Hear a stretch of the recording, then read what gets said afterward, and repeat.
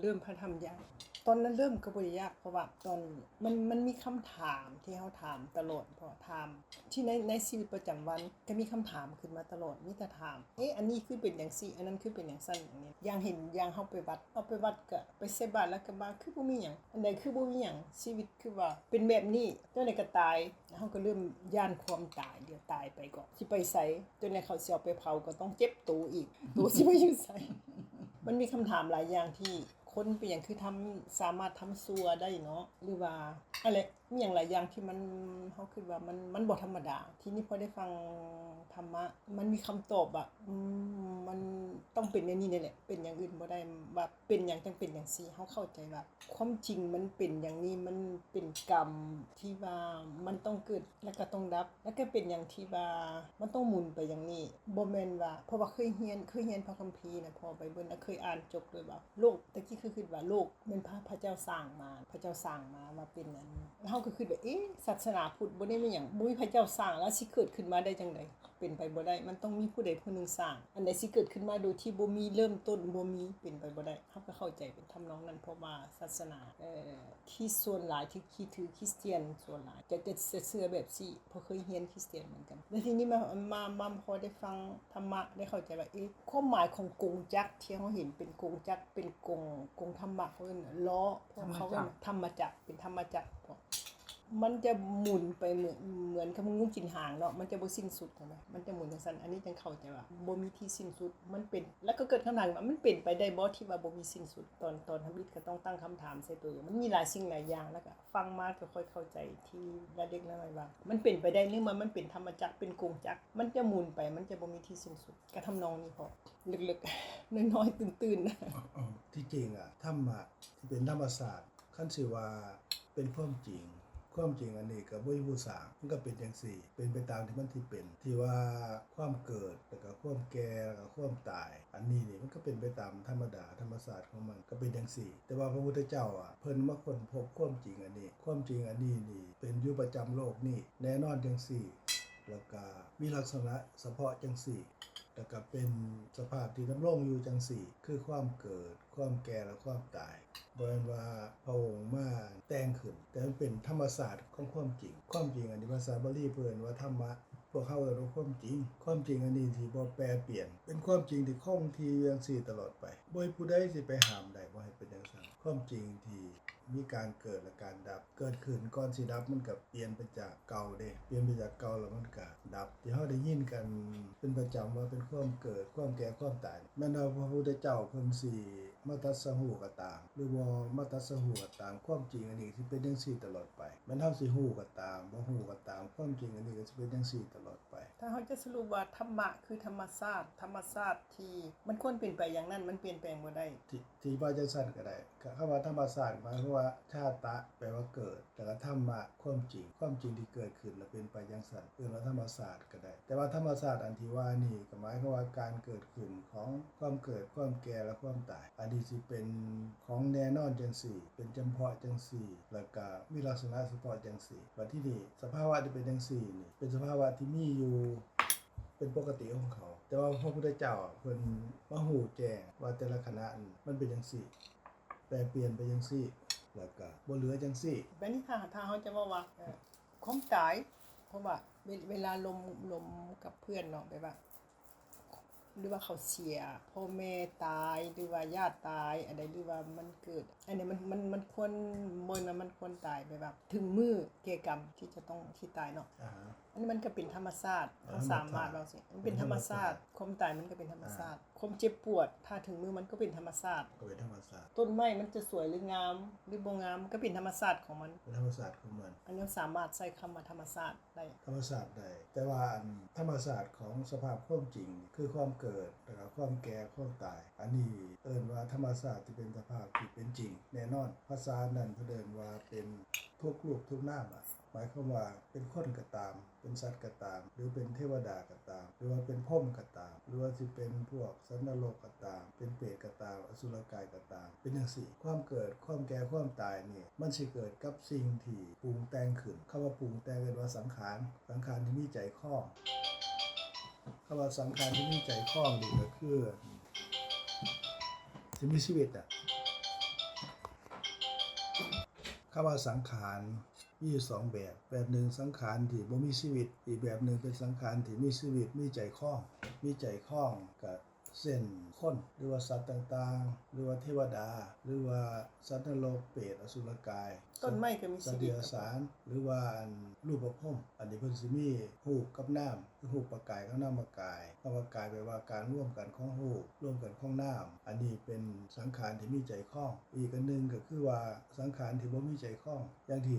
เมื่อกี้นี่พ่อนบอกว่าต้นไม้มันมีชีวิตบ่มีแต่บ่มีใจบ่มีจิตบ่มีเจตสิกคำว่าจิตก็หมายความว่ามันคิดบ่ได้มันรู้อารมณ์ทางตาทางหูทางจมูกทางลิ้นทางกายทางใจก็คิดก็บ่ได้แล้วก็คิดเรื่องบาปก็บ่ได้บุญก็บ่ได้ดีใจเสียใจก็บ่ได้ต้นไม้มันนั่นมันมีชีวิตอยู่แต่ว่าบ่มีจิตบ่มีเจตสิกคือต้นไม้บ่ทันตายนี่มันก็เป็นรูปอันนึงที่มี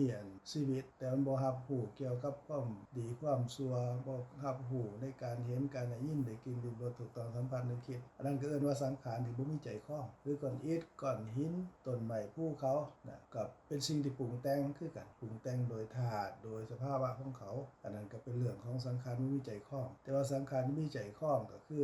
คนสัตว์หรือว่าเทวดาหรือว่าสัตว์นรกหรือเปรตอสุรกายพวกนี้มีทั้งเป็นสังขารที่มีรูปกายกับนามกายก็หมายความว่ารูปที่มีใจคล้องอันนี้นี่เป็นไปตามที่เฮาเว้าเมื่อกี้นี่ว่าความแน่นอนแล้วก็มีลักษณะเฉพาะแล้วก็บ่มีผู้ใดสิไปคัดค้านว่าให้เป็นได้ก็คือเกิดขึ้นแล้วก็เฒ่าคือแปรเปลี่ยนไปแล้วก็ดับผู้ใดในอดีตในปัจจุบันในอนาคตบ่มีผู้ใดสิห้ามได้เป็นจังซี่ ความตายเป็นการปรุงแต่ง ความตายความเกิดก็คือกันความแก่คือกันความตายก็คือกันโดยสภาพซื่อของมันก็คงอยู่จั่งซั่นแหละแต่ว่าสิ่งที่เกิดสิ่งที่แก่สิ่งที่ตายนั้นกลายเป็นว่าน้ำกับรูปที่มาประกอบกันเข้าคือรูปประกายเป็นที่เกิดของสภาพรูปคือจิตกับเจตสิกอาศัยเกิดรูปประกายกับการร่วมกันของรูปนามกายก็เป็นการร่วมกันของนามคือจิตกับสิ่งที่คือจิตกับสิ่งที่เกิดขึ้นกับจิตที่เอิ้นว่าเจตสิกคำว่าเจตะแปลว่าจิตสิกะแปลว่าสิ่งที่อาศัยเกิดหรือสิ่งที่เกิดพร้อมกับจิตหัวลมเดียวกับจิตแล้วก็ดับพร้อมกับจิตมีหม่องเกิดเดียวกับจิตมันร่วมมันเข้าเป็นจิตเจตสิกเพิ่นว่าเป็นสภาพที่หัวลมสองอันนี้มันร่วมมันเข้ากับเป็นที่เกิดคือรูปกายอาศัยเกิดที่รูปกายบัดทีนี้ทั้งรูปทั้งจิตเจตสิกนี่มันร่วมมันเข้าแล้วมันก็เฮ็ดให้เห็นให้ได้ยินได้กินลิ้มรสถูกต้องสัมผัสได้นึกคิดเป็นไปในชีวิตประจำวันแล้วก็คู่อันที่เฮาว่าเนี่ยที่มีใจคล้องนี่เอิ้นว่าอุปาทินกสังขารคำว่าสังขารแปลว่าการปรุงแต่งโทษที่เอิ้นว่าอุปาทินกสังขารสังขารที่มีใจคล้องก็หมายความว่าการปรุงแต่งระหว่างรูปมาร่วมกันแล้วก็นามมาร่วมกันแล้วก็อาศัยรูปเกิดอันนี้ก็เกิดเป็นคนเกิดเป็นสัตว์ในส่วนเหล่านี้นี่มีความเกิดขึ้นแล้วก็บ่คงที่อย่างเก่าเด้มันเกิดแล้วมันก็สิเฮาเอิ้นว่าเฒ่าก็คือแปรเปลี่ยนไปแล้วก็ดับคือเกิดแก่แล้วก็ตายนั่นแหละอันนี้นี่เป็นความจริงที่บ่มีผู้ใดลบล้างได้ความจริงอันนี้เป็นความจริงที่พิจารณาไตร่ตรองในขณะที่เป็นไปแต่ละขณะนี่เป็นจังซี่คำพิจารณาไตร่ตรองให้เห็นว่ามันเกิดมันแก่แล้วมันตายโดยที่มันบ่ปรากฏเพิ่นว่าเห็นความเกิดความแก่ความตายที่ปกปิดแต่ว่าในที่เราเห็นคนเกิดเห็นคนแก่เห็นคนตายอันนั้นเป็นความเกิดความแก่ความตายที่เปิดเผยแต่ว่าทั้งสองอย่างนี่บ่ว่าสิปกปิดหรือว่าสิเปิดเผยก็ตามสองอย่างนี้ก็เป็นสภาวะที่มีจริงในโลกนี้ในเทวโลกก็เป็นจังซี่อยู่ในโลกที่เป็นไปกับอบายก็หมายถึงพวกสัตว์นรกพวกเปรตพวกอสุรกายหรือว่าพวกสัตว์เดรัจฉานหรือเป็นเทวดาก็ตามเทวดาใน6ชั้นหรือว่าเทวดาที่เป็นพรหมรูปก็เรียกว่ารูปประพรหม16ชั้นก็ตามส่วนรูปประพรหมมันบ่มีรูปกายมีตั้งแต่จิตกับเจตสิกบ่มีหูก็เป็นไปในสภาวะคือกันคือเกิดขึ้นแปรเปลี่ยนแล้วก็ดับต้องลงว่าอันที่เว้ามาทั้งหมดนี่เป็นความจริงที่นำไปจนถึงที่สุดแล้วว่าที่เป็นไปโดยเปิดเผยที่เกิดแก่แล้วก็ตายที่เฮาเห็นได้ว่าเป็นไปโดยปกปิดก็ค่อยไปเรื่อยๆเพื่อเกิดขึ้นแปรเปลี่ยนแล้วก็ดับเกิดขึ้นแปรเปลี่ยนแล้วก็ดับเคลื่อนเล็กน้อยในตอนที่เริ่มต้นปฏิสนธิคือเกิดตอนเกิดนั่นก็ด้วยกุศลวิบากอกุศลวิบากขั้นกุศลวิบากผลคำว่ากุศลวิบากหมายถึงผลของกุศลที่เฮ็ดไว้บัดทีนี้ ตอนตายแบบบ่หันใจเพิ่นว่าจุติจิตแปลว่าจิตตายเกิดขึ้นแล้วก็ดับไปแล้วก็ปฏิสนธิจิตหมายความว่าจิตต่อจากภพที่แล้วมาภพที่เฮาตายท่านที่เป็นว่าปฏิสนธิจิตอันนี้มันสิเกิดขึ้นจากกุศลวิบากหรืออกุศลวิบากที่เฮาเฮ็ดไว้มันเฮ็ดให้เฮาไปเกิดอันที่เฮ็ดให้เฮาไปเกิดนี่เพิ่นว่าปฏิสนธิจิตปฏิสนธิแปลว่าต่อจิตแปลว่าจิตต่อจากภพที่แล้วต่อจากการตายในขณะนั้น แล้วไป จิตอันนี้นี่เพิ่นว่าปฏิสนธิจิต แล้วไปปรุงแต่งตอนใดคำว่าปรุงแต่ง บัดที่นี่มันก็ร่างสิปรุงแต่ง ร่างสิปรุงแต่งก็คือว่าใจขาดนี่จุติจิตคือจิตตายเกิดขึ้นแล้วก็ดับในขณะก่อนสิตายนี่มันสิมีอันเฮาเฮ็ดคุณเคยไว้คือกุศลคือบาปหรือบุญอันใดที่เฮาเฮ็ดไว้คุณเคยหลายมันก็สิมาปรากฏในตอนนั้นคือกันกับต้นไม้ที่มันเอ็นไปทางซ้ายมันก็ตอนรากรากมันขาดมันก็สิลงไปทางซ้ายแม่นบ่ถ้ามันเอ็นไปทางขวากันรากมันขาดนี่มันก็สิเอ็นไปทางขวามันสิบ่ดีดกลับมาทางซ้ายดิเพราะมันเอ็นไปทางนั้นหลายบัดที่นี่ก่อนเฮาสิตายซึ่งว่าเฮาเฮ็ดบาปหลายใจเฮามันก็โน้มเอ็นไปทางนั้นโดยผลของบาปเพิ่นว่าอกุศลวิบากมันปรากฏขึ้นก่อนตายอกุศลที่ปรากฏขึ้นก่อนตายพอจิตดับปุ๊บด้วยอกุศลวิบากคือผลของอกุศลนั้นเพิ่นว่าอกุศลวิบากจิตมันก็สิตัวนี้เนี่ยมันสิเป็นตัวนำคำนวณว่าปฏิสนธิคือสืบต่อนำจิตปฏิสนธิคำว่าจิตปฏิสนธิก็คือว่าจิตที่นำไปสู่การเกิดถ้ามันเกิดเป็นคนก็ไปสู่ท้องแม่แต่ส่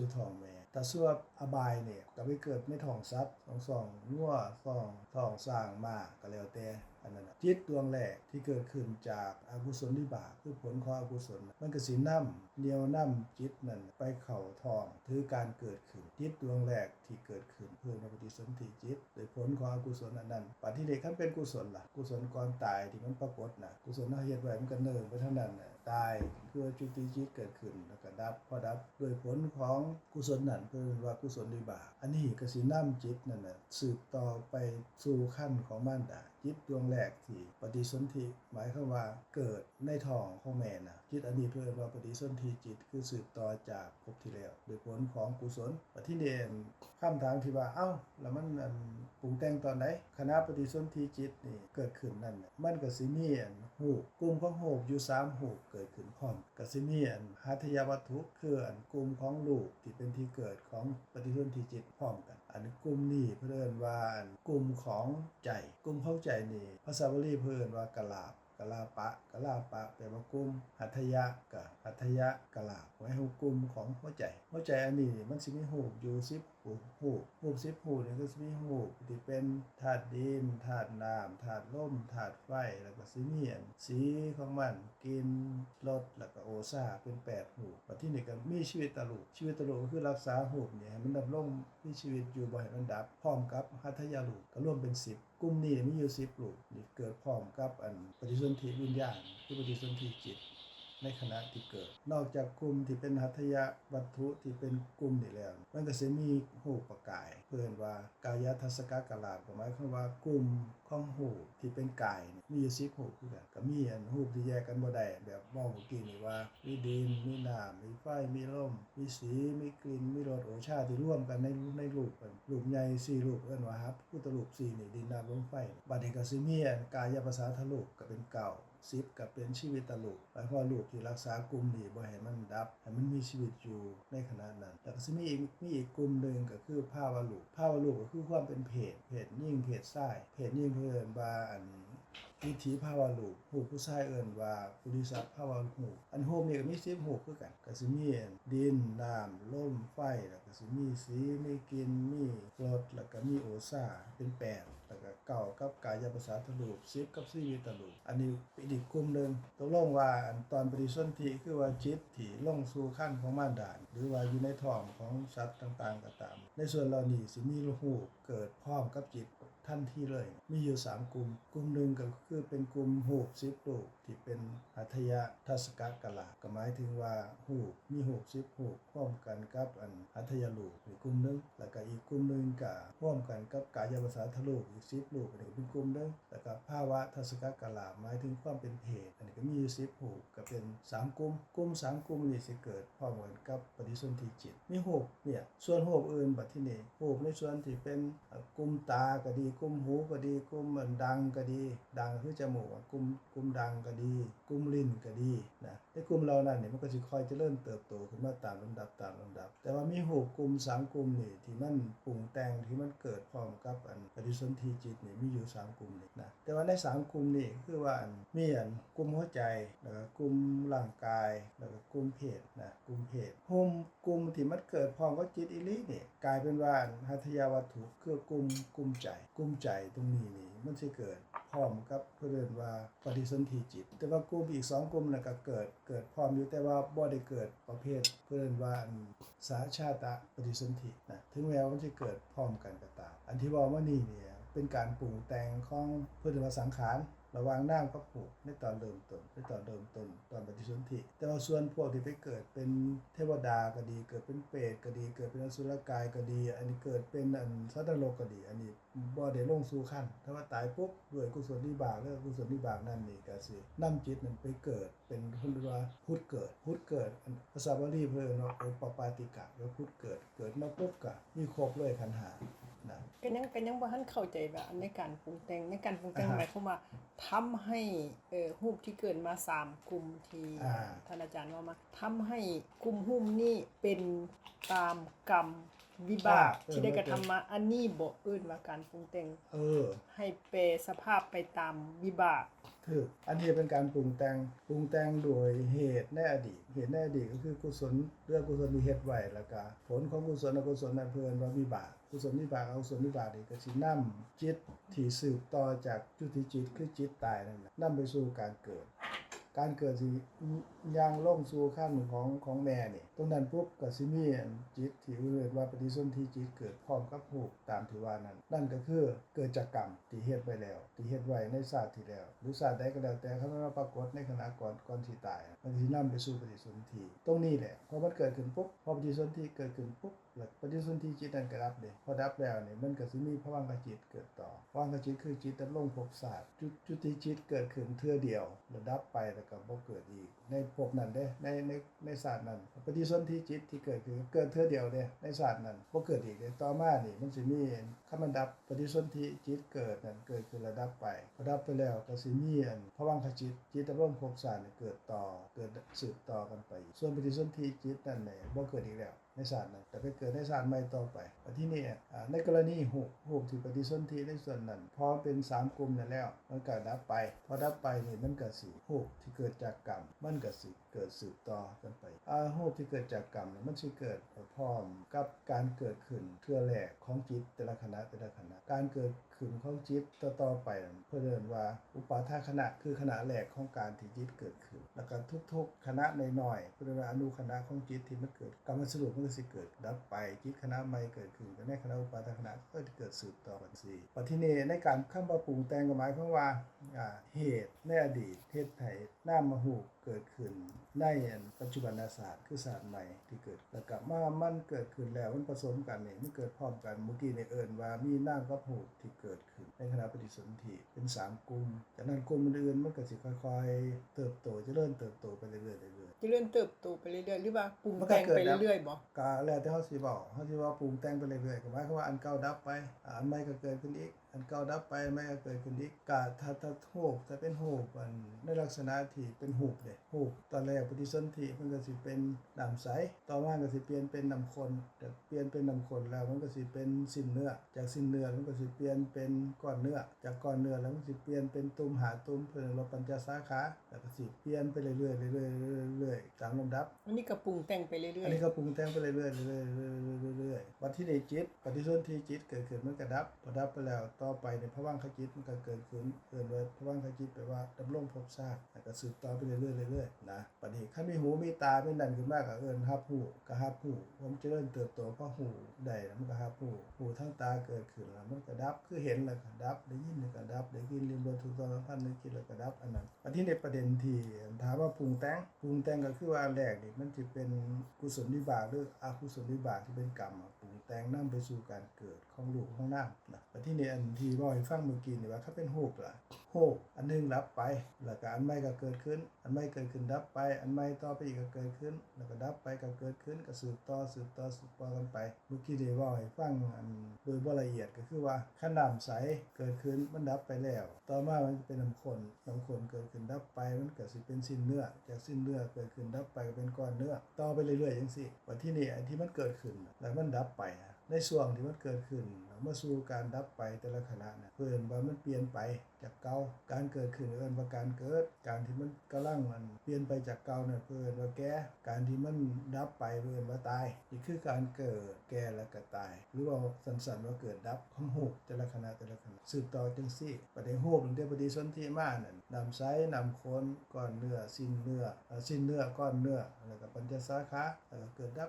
ก็คือเกิดแก่แล้วก็ตายเกิดแก่ตายมาตามลำดับเด้อันตั้งแต่มื้อ1 2มื้ออาทิตย์2อาทิตย์3อาทิตย์เป็นเดือน2เดือน3เดือน4เดือน5เดือน8เดือน9เดือนอันเก่าดับไปอันใหม่ก็เกิดขึ้นอันเก่าดับไปอันใหม่ก็เกิดขึ้นในช่วงที่เกิดขึ้นก่อนสิดับมันก็ต้องแก่เด้เรียนว่าแปรเปลี่ยนไปตามลำดับ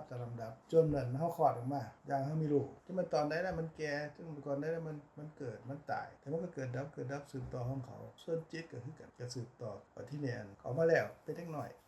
ยังเจ้ามีลูกจะคลอดออกมาต่อมามันก็เปลี่ยนไปเรื่อยๆก็คือเกิดแก่แล้วก็ตายเกิดแก่แล้วก็ตายหมายความว่าเกิดแก่แล้วก็ตายคำว่าตายหมายความว่ามันหมดไปอันเก่าหมดไปอันใหม่เกิดขึ้นอันใหม่ก็ดับไปอันใหม่ต่อมาอีกก็เกิดขึ้นแล้วก็ดับไปจังซี่สืบต่อกันว่าที่นี่จากมื้อ1ไป2มื้อ3มื้อ4มื้อเป็นเดือนหลายเดือนจนเป็นปีอันเฮาไปเบิ่งอีกเทื่อนึงอ้าวโอ้มันใหญ่อะเด้นี่อันสามารถที่พลิกได้เอาสามารถที่ข้านได้สามารถนั่นไปแล้วเอาโดนๆไปเบิ่งอีกอ้าวย่างได้แล้วแต่ว่าอันแม่ผู้เบิ่งอยู่ตลอดเวลาบ่เห็นดอกว่ามันนั่นเปลี่ยนไปมันเกิดขึ้นตอนใดมันเปลี่ยนไปตอนใดแล้วก็มันดับไปตอนใดคือเกิดแก่แล้วตายตอนใดมันก็เป็นไปตามทีละหน่อย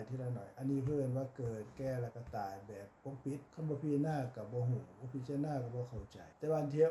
คนอื่นไปเห็นว่าอ้าวอันนี้ลูกเจ้าเกิดบ่เอาไปเห็นอีกเทื่อนึงอ้าวลูกเจ้าย่างได้แล้วบ่นี่อ้าวลูกจะเป็นเด็กน้อยไปโรงเรียนแล้วบ่นี่อ้าวลูกเจ้าเป็นหนุ่มเป็นสาวแล้วตัวเนี่ยอันนั้นบ่เห็นตอนที่เกิดขึ้นแปรเปลี่ยนไปแล้วก็ดับแต่ละขณะแต่ว่าไปเห็นในช่วงที่เขาแปรเปลี่ยนไปแล้ว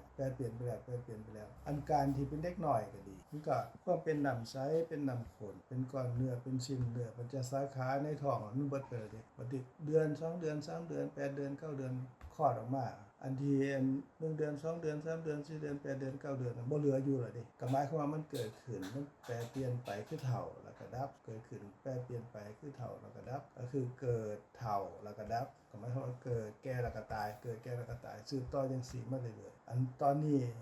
ลูกเฮาที่คลอดออกมาน่ะเป็นเด็กน้อยยังบ่จะว่ายังบ่ลูกเจ้าน้อยๆก็บ่ยัง บ่ยังแล้วใหญ่ ใหญ่แล้วว่าที่ในตอนที่เขาหัดค้านเนี่ยมันยังบ่มี บ่มีแล้วว่าที่หัด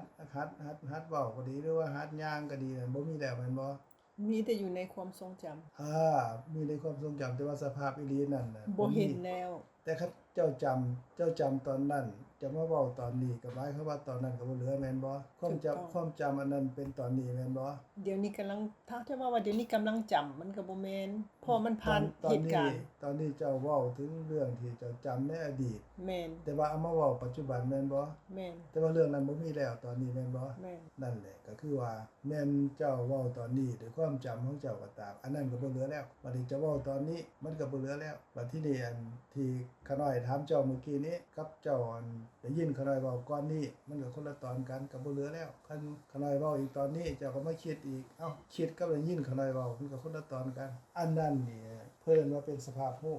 คือเอิ้นว่าจิตแต่ละขณะที่มันเกิดขึ้นนี่มันเกิดขึ้นทีละทางอย่างได้ยินขาน้อยเว้าก็เป็นทางหูเพิ่นว่าอันโสตวิญญาณหรือว่าได้ยินบัดที่นี่อันเดี๋ยวมาหาขาน้อยเห็นว่าเป็นรูปขาน้อยจังซี่แต่ว่าเสียงที่ได้ยินขาน้อยเว้านั่นมันดับไปก่อนเด้การได้ยินเสียงขาน้อยเว้านั่นดับไปก่อนเจ้าจังสามารถที่เห็นทางตาได้ก็หมายความว่าอันจิตที่เกิดหูอารมณ์แต่ละทางนี่มันบ่เกิดพร้อมกันมันเกิดได้ทีละทางหูได้ทีละทางหูแล้วมันก็ดับทั้งหนึงดับแล้วต่อไปทั้งอื่นจังซี่หูได้อีกอันใหม่ที่เกิดขึ้นทางหูนั่นน่ะมันเป็นทางหูก็ตามมาเห็นตอนนั้นนี่ทางหูมันต้องดับไปก่อนเด้การได้ยินต้องดับก่อนจังเห็นบัดนี้เห็นเนี่ยขาน้อยเว้าอีกเนี่ยได้ยิน อ้าวเห็นแล้วมันต้องดับก่อนเด้จังสิได้ยินได้ก็หมายความว่าในแต่ละทาง6ทางคือทางตาทางหูจมูกลิ้นกายกับใจนี่ก็คือว่ามันมีสภาพหูเกิดขึ้นทางตาเอิ้นว่าจักขุวิญญาณทางหูโสตวิญญาณ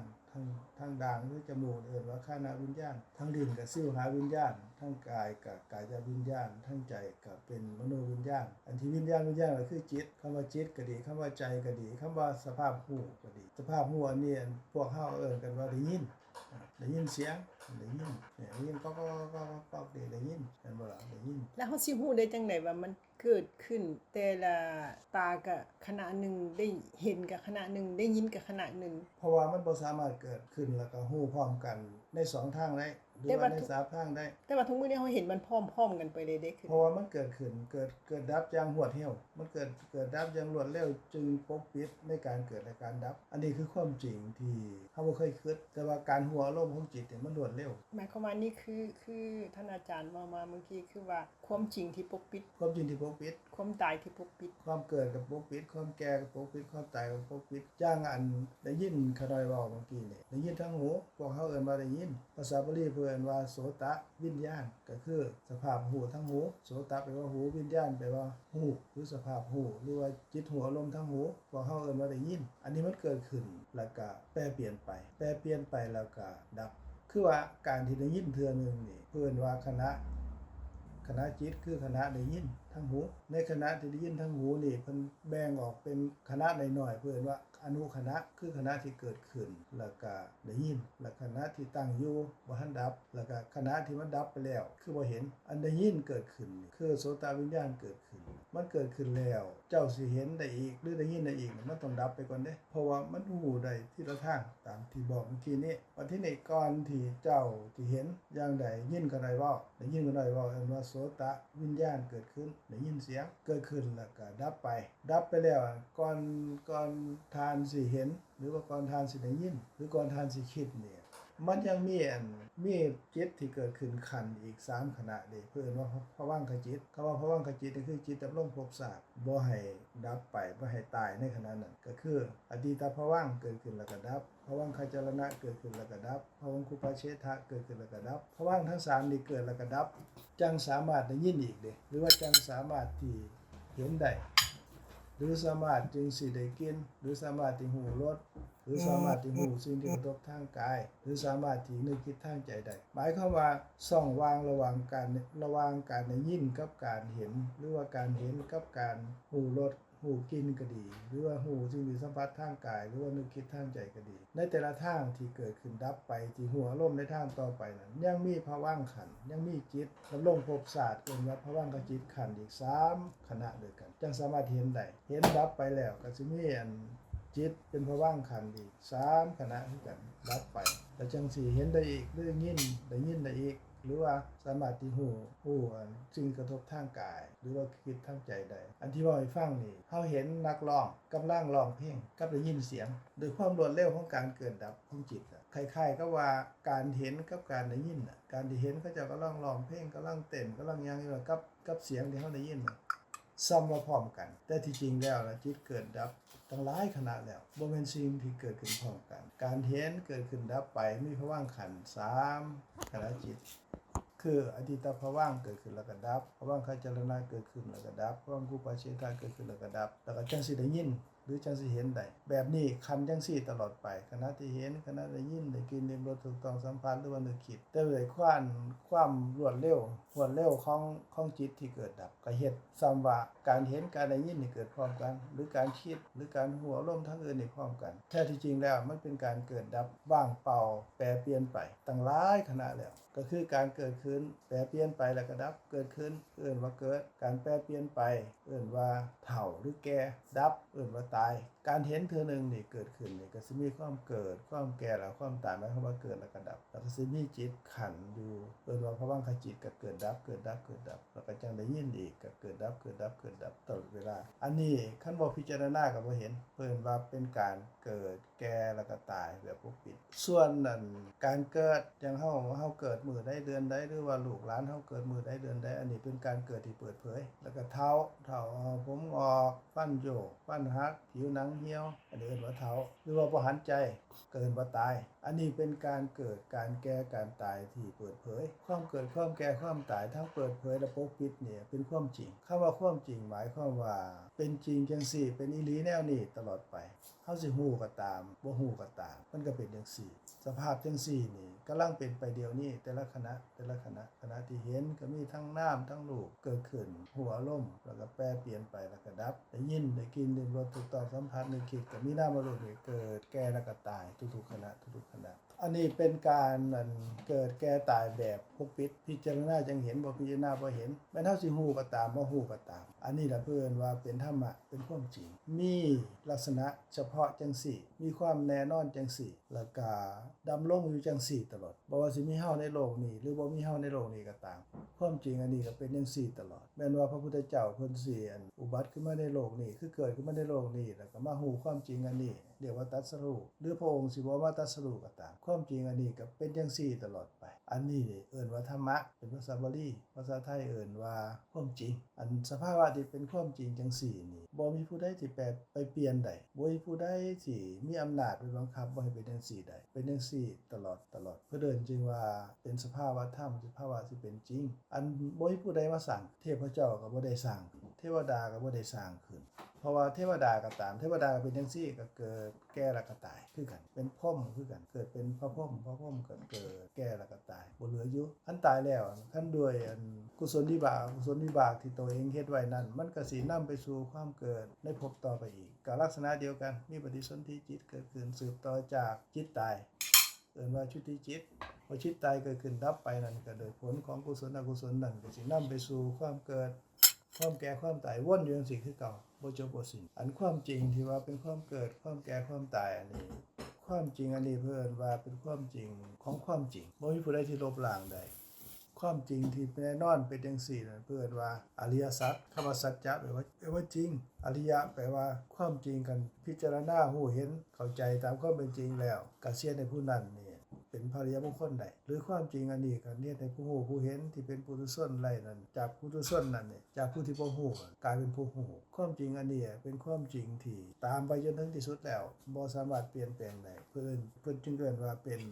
อริยสัจเอิ้นว่าทุกขาริยสัจคำว่าทุกขาริยสัจก็คือความเกิดความแก่และความตายหรือการเกิดขึ้นการแปรเปลี่ยนไปแล้วก็ดับเป็นจังซี่ตลอดไปหมดเป็นสากลตลอดไปบ่มีเฉพาะศาสนาใดศาสนาหนึ่งแต่ว่าเป็นไปของทุกสรรพสิ่งแม้นมีใจคล้องก็เป็นจังซี่ส่วนอันบ่มีใจคล้องล่ะบ่เอิ้นว่าทุกขาริยสัจแต่ว่าเอิ้นว่าทุกขะที่เป็นไปตามลักษณะธรรมดาของเขาเอิ้นว่าสามัญลักษณะคือก่อนเฮ็ดก้อนหินต้นไม้จังซี่มันบ่มีใจคล้องบ่มีจิตบ่มีเจตสิกแต่ว่าลักษณะของเขาเนี่ยมันก็คือว่ามันต้องเป็นของบ่เที่ยงคำว่าของบ่เที่ยงหมายว่ามันเกิดขึ้นแล้วมันก็ดับเพิ่นว่าอนิจจังแล้วก็เป็นสภาพที่บ่คงอยู่คือเก่าเพิ่นว่าเป็นทุกขะหรือทุกขังแปลว่าสภาพที่แปรเปลี่ยนไปเนื่องจากเกิดแล้วก็ดับกินแล้วก็สภาพที่เป็นอนัตตาเพราะว่ามันบ่เหลืออยู่แล้วเนื่องจากว่ามันเกิดดับแล้วก็บ่เหลืออยู่แล้วเปลี่ยนไปจากเก่าแล้วคันเปลี่ยนไปแล้วบ่เหลืออยู่แล้วนั่นสิเป็นอัตตาคำว่าอัตตานี่ตัวตนที่เป็นตัวตนคงที่อยู่คือเก่าบ่ได้ต้นไม้ก็ดีภูเขาก็ดีก้อนอิฐก้อนหินจังไดก็แล้วแต่นี่เพิ่นว่าเป็นสามัญลักษณะทั่วๆไปลักษณะที่เป็นสิ่งที่เป็นจังซั่นแน่นอนคือเกิดขึ้นแล้วก็แปรเปลี่ยนไปแล้วก็ดับก็หมายความว่าเป็นอนิจจังคือเกิดดับนั่นแหละแล้วก็ความเกิดดับอันเดียวนี่แหละก็เป็นสภาพที่บ่อยู่คือเก่าเอิ้นว่าทุกขะแล้วก็การเกิดดับบ่เหลืออยู่อันเดียวนี่แหละบ่เฮ็ดให้บ่อยู่คือเก่าการที่มันบ่อยู่คือเก่าเพราะมันเกิดดับบ่มีแล้วบ่เหลือแล้วนี่แหละเอิ้นว่าอนัตตาบ่เป็นตัวตนอันนี้เป็นของสิ่งที่บ่มีใจคล้องแม่นสิ่งที่มีใจคล้องก็เป็นจังซี่คือกันบ่ยกเว้นจังซั่นเพิ่นจึงเอิ้นว่าสามัญลักษณะคือความเป็นอนิจจังการเกิดดับทุกขะสภาพที่เป็นทุกข์คำว่าทุกข์หมายความว่าบ่แม่นทุกข์กายทุกข์ใจอย่างเดียวหมายความว่าสภาพที่ถูกบีบคั้นให้มันอยู่คือเก่าบ่ได้เนื่องจากการเกิดและดับคือเนื่องจากการที่เป็นสภาพที่เป็นอนิจจังนั่นแหละคือเกิดดับบ่เหลืออยู่นั่นแหละแต่ก็เป็นอนัตตา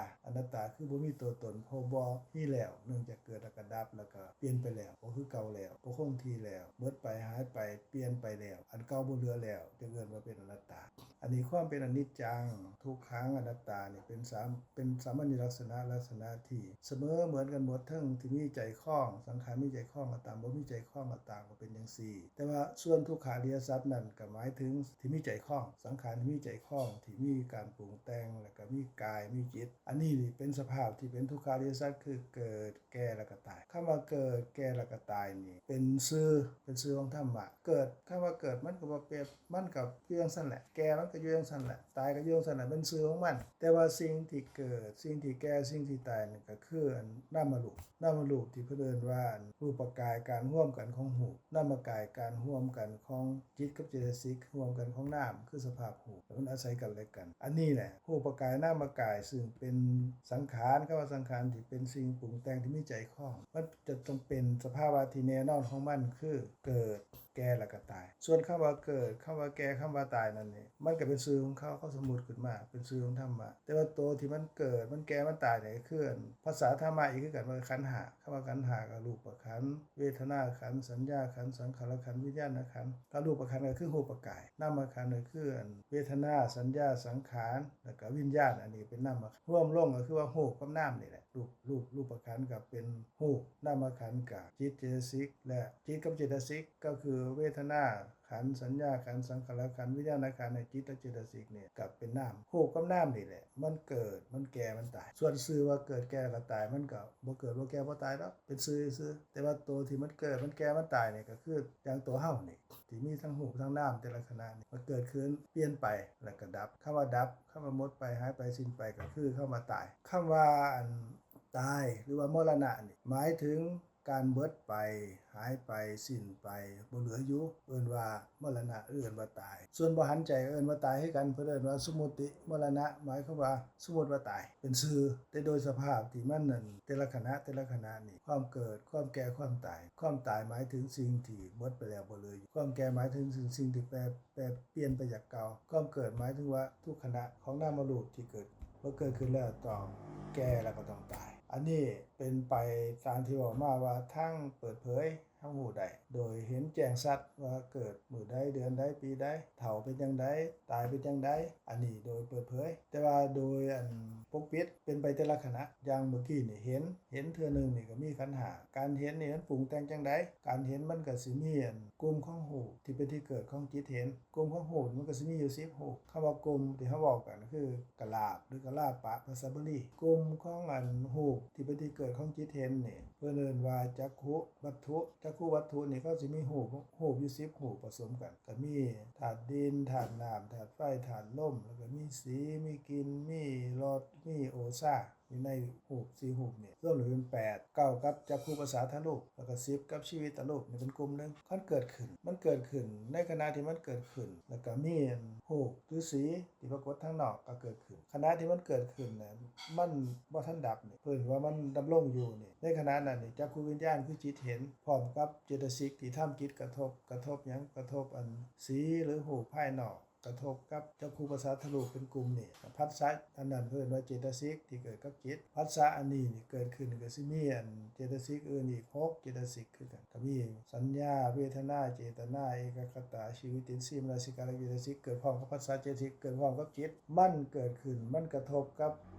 ร่วมอารมณ์ข้างนอกคำว่าอารมณ์หมายถึงสิ่งที่จิตหูก็คือจิตเห็นนั่นแหละคือรูปนั่นแหละกระทบเข้ากับจักขุประสาทรูปที่เป็นกลุ่มของจักขุประสาทรูป10รูปก็เกิดการเห็นขึ้นนั่นก็หมายความว่านั่นคือการปรุงแต่งอันที่เว้าก่อนนั่นคือการ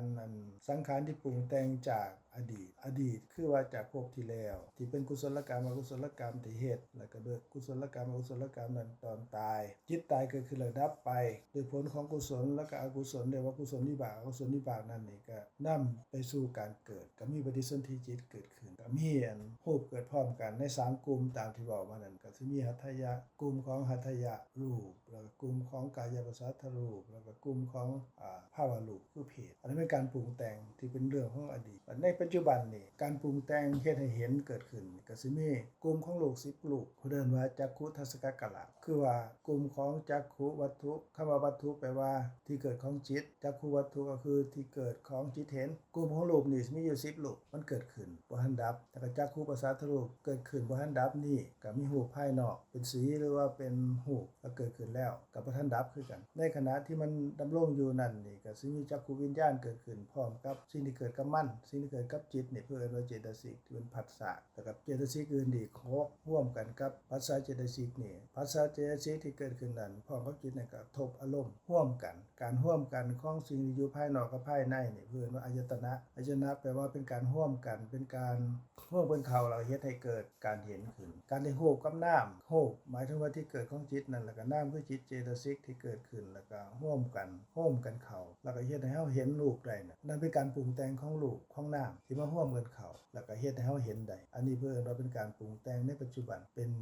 การผสมผสานกันเข้าระหว่างจิตเจตสิกอาศัยรูปเกิดหัวลมพอฮู้แล้วนี่แต่ละขณะนี่ที่เฮาบอกกันมาเห็นในขณะที่เห็นนั่นก็ยังอยู่เก่าได้บ่คันเฮาเห็นแล้วนี่ยังอยู่จังซั่นตลอดไปได้บ่ได้อันเห็นเกิดขึ้นตอนแรกเพิ่นว่าการเกิดแล้วก็ต่อมามันก็ดับในช่วงที่มันเกิดขึ้นก่อนที่มันสิดับนี่มันต้องเปลี่ยนไปจากเก่าเด้เพิ่นว่าแก่การเกิดขึ้นการเปลี่ยนไปแล้วก็ดับในขณะที่เห็นนั่นก็คือนามรูปอะไรเกิดขึ้นแล้วก็ดับแล้วต่อมาก็สิมีภวังคจิตเกิดขึ้นขั้นอีก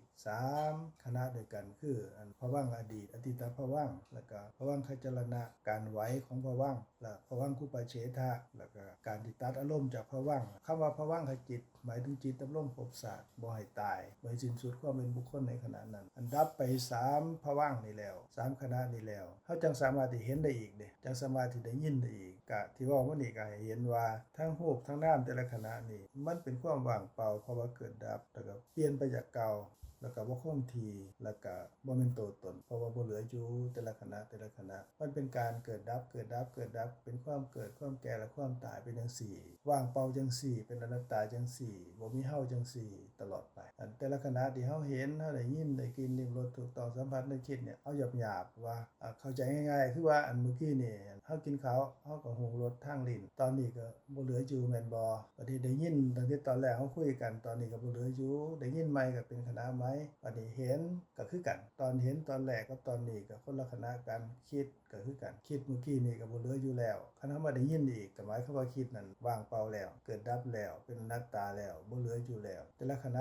ะเนี่ยสภาพที่เป็นจังซี่เพิ่นว่าสภาพที่เป็นธรรมะอันบ่เกี่ยวกับว่าเป็นศาสนาใดบ่เกี่ยวเป็นกับว่าอันเป็นคนไทยคนจีนคนชาติใดก็ตามเป็นจังซี่ทั้งหมดบ่มีข้อยกเว้นคนในชาติที่คนในอันอดีตที่ผ่านมาตั้งแต่เฮาฮู้ความมาตอนนี้ก็ดีแล้วก็คนในขณะนี้ก็ดีหรือว่าคนในอนาคตก็ดีบ่มีผู้ใดที่บ่เป็นจังซี่ก็คือมีการเกิดเปลี่ยนไปแล้วก็ดับคือเกิดแก่แล้วก็ตายทุกๆขณะบ่มีผู้ใดห้ามได้สภาวะที่เป็นจริงจังซี่ตามไปจนถึงที่สุดแล้วเมื่อพิจารณาโดยความละเอียดละออแล้วความเข้าใจเกิดขึ้นว่าอ้าวบ่มีเฮาเด้นี่ที่เฮาคิดว่าอันตาก็เป็นของเฮาหูจมูกลิ้นกายใจก็เป็นของเฮาเห็นก็เป็นเฮาเห็นได้ยินได้กินลิ้มรสถูกต้องสัมผัสนึกคิดก็เป็นเฮานั่นแหละแล้วก็ยังคงอยู่อย่างสั่นบ่แปรเปลี่ยนไปแล้วก็บ่ดับอันนี้ก็เป็นเรื่องของความโมโหแต่ว่าถ้าพิจารณาตามความเป็นจริงความเข้าใจเกิดขึ้นว่าอ๋อแต่ละขณะนี่มีแต่เกิดกับดับแต่ละเทื่อที่เฮาเห็นได้ยินได้กินได้รู้ถูกต้องสัมผัสได้คิดตั้งแต่เช้ามานี่ก็วางเปล่าหมดเพราะว่าบ่เหลืออยู่การบ่เหลืออยู่นั่นน่ะเพิ่นว่าเป็นอนัตตาบ่เป็นตัวตน แต่ แล้ว เฮา ก็ บ่เห็นที่ล่ะผมว่ามันเกิดดับ การบ่เห็นนั่นนี่ก็คือว่าเฮาบ่ได้พิจารณาในความละเอียดก็เมื่อกี้เฮาบอกกันแล้วว่าคันเฮาสามารถเห็นได้ด้วยตาก็หมายความว่าอันเห็นโดยหยาบๆเห็นโดยหยาบๆก็คือว่าเห็นคนเกิดเห็นคนแก่เห็นคนตายอันนี้เห็นอยู่แต่ว่าเป็นคนนั้นคนนี้เกิดแก่ตายแต่ว่าแต่ละขณะเดี๋ยวนี้นี่ที่ละเอียดเพิ่นว่ามันเป็นความเกิดที่ปกปิดความแก่ที่ปกปิดความตายที่ปกปิดอีหยังปกปิดอีหยังปกปิด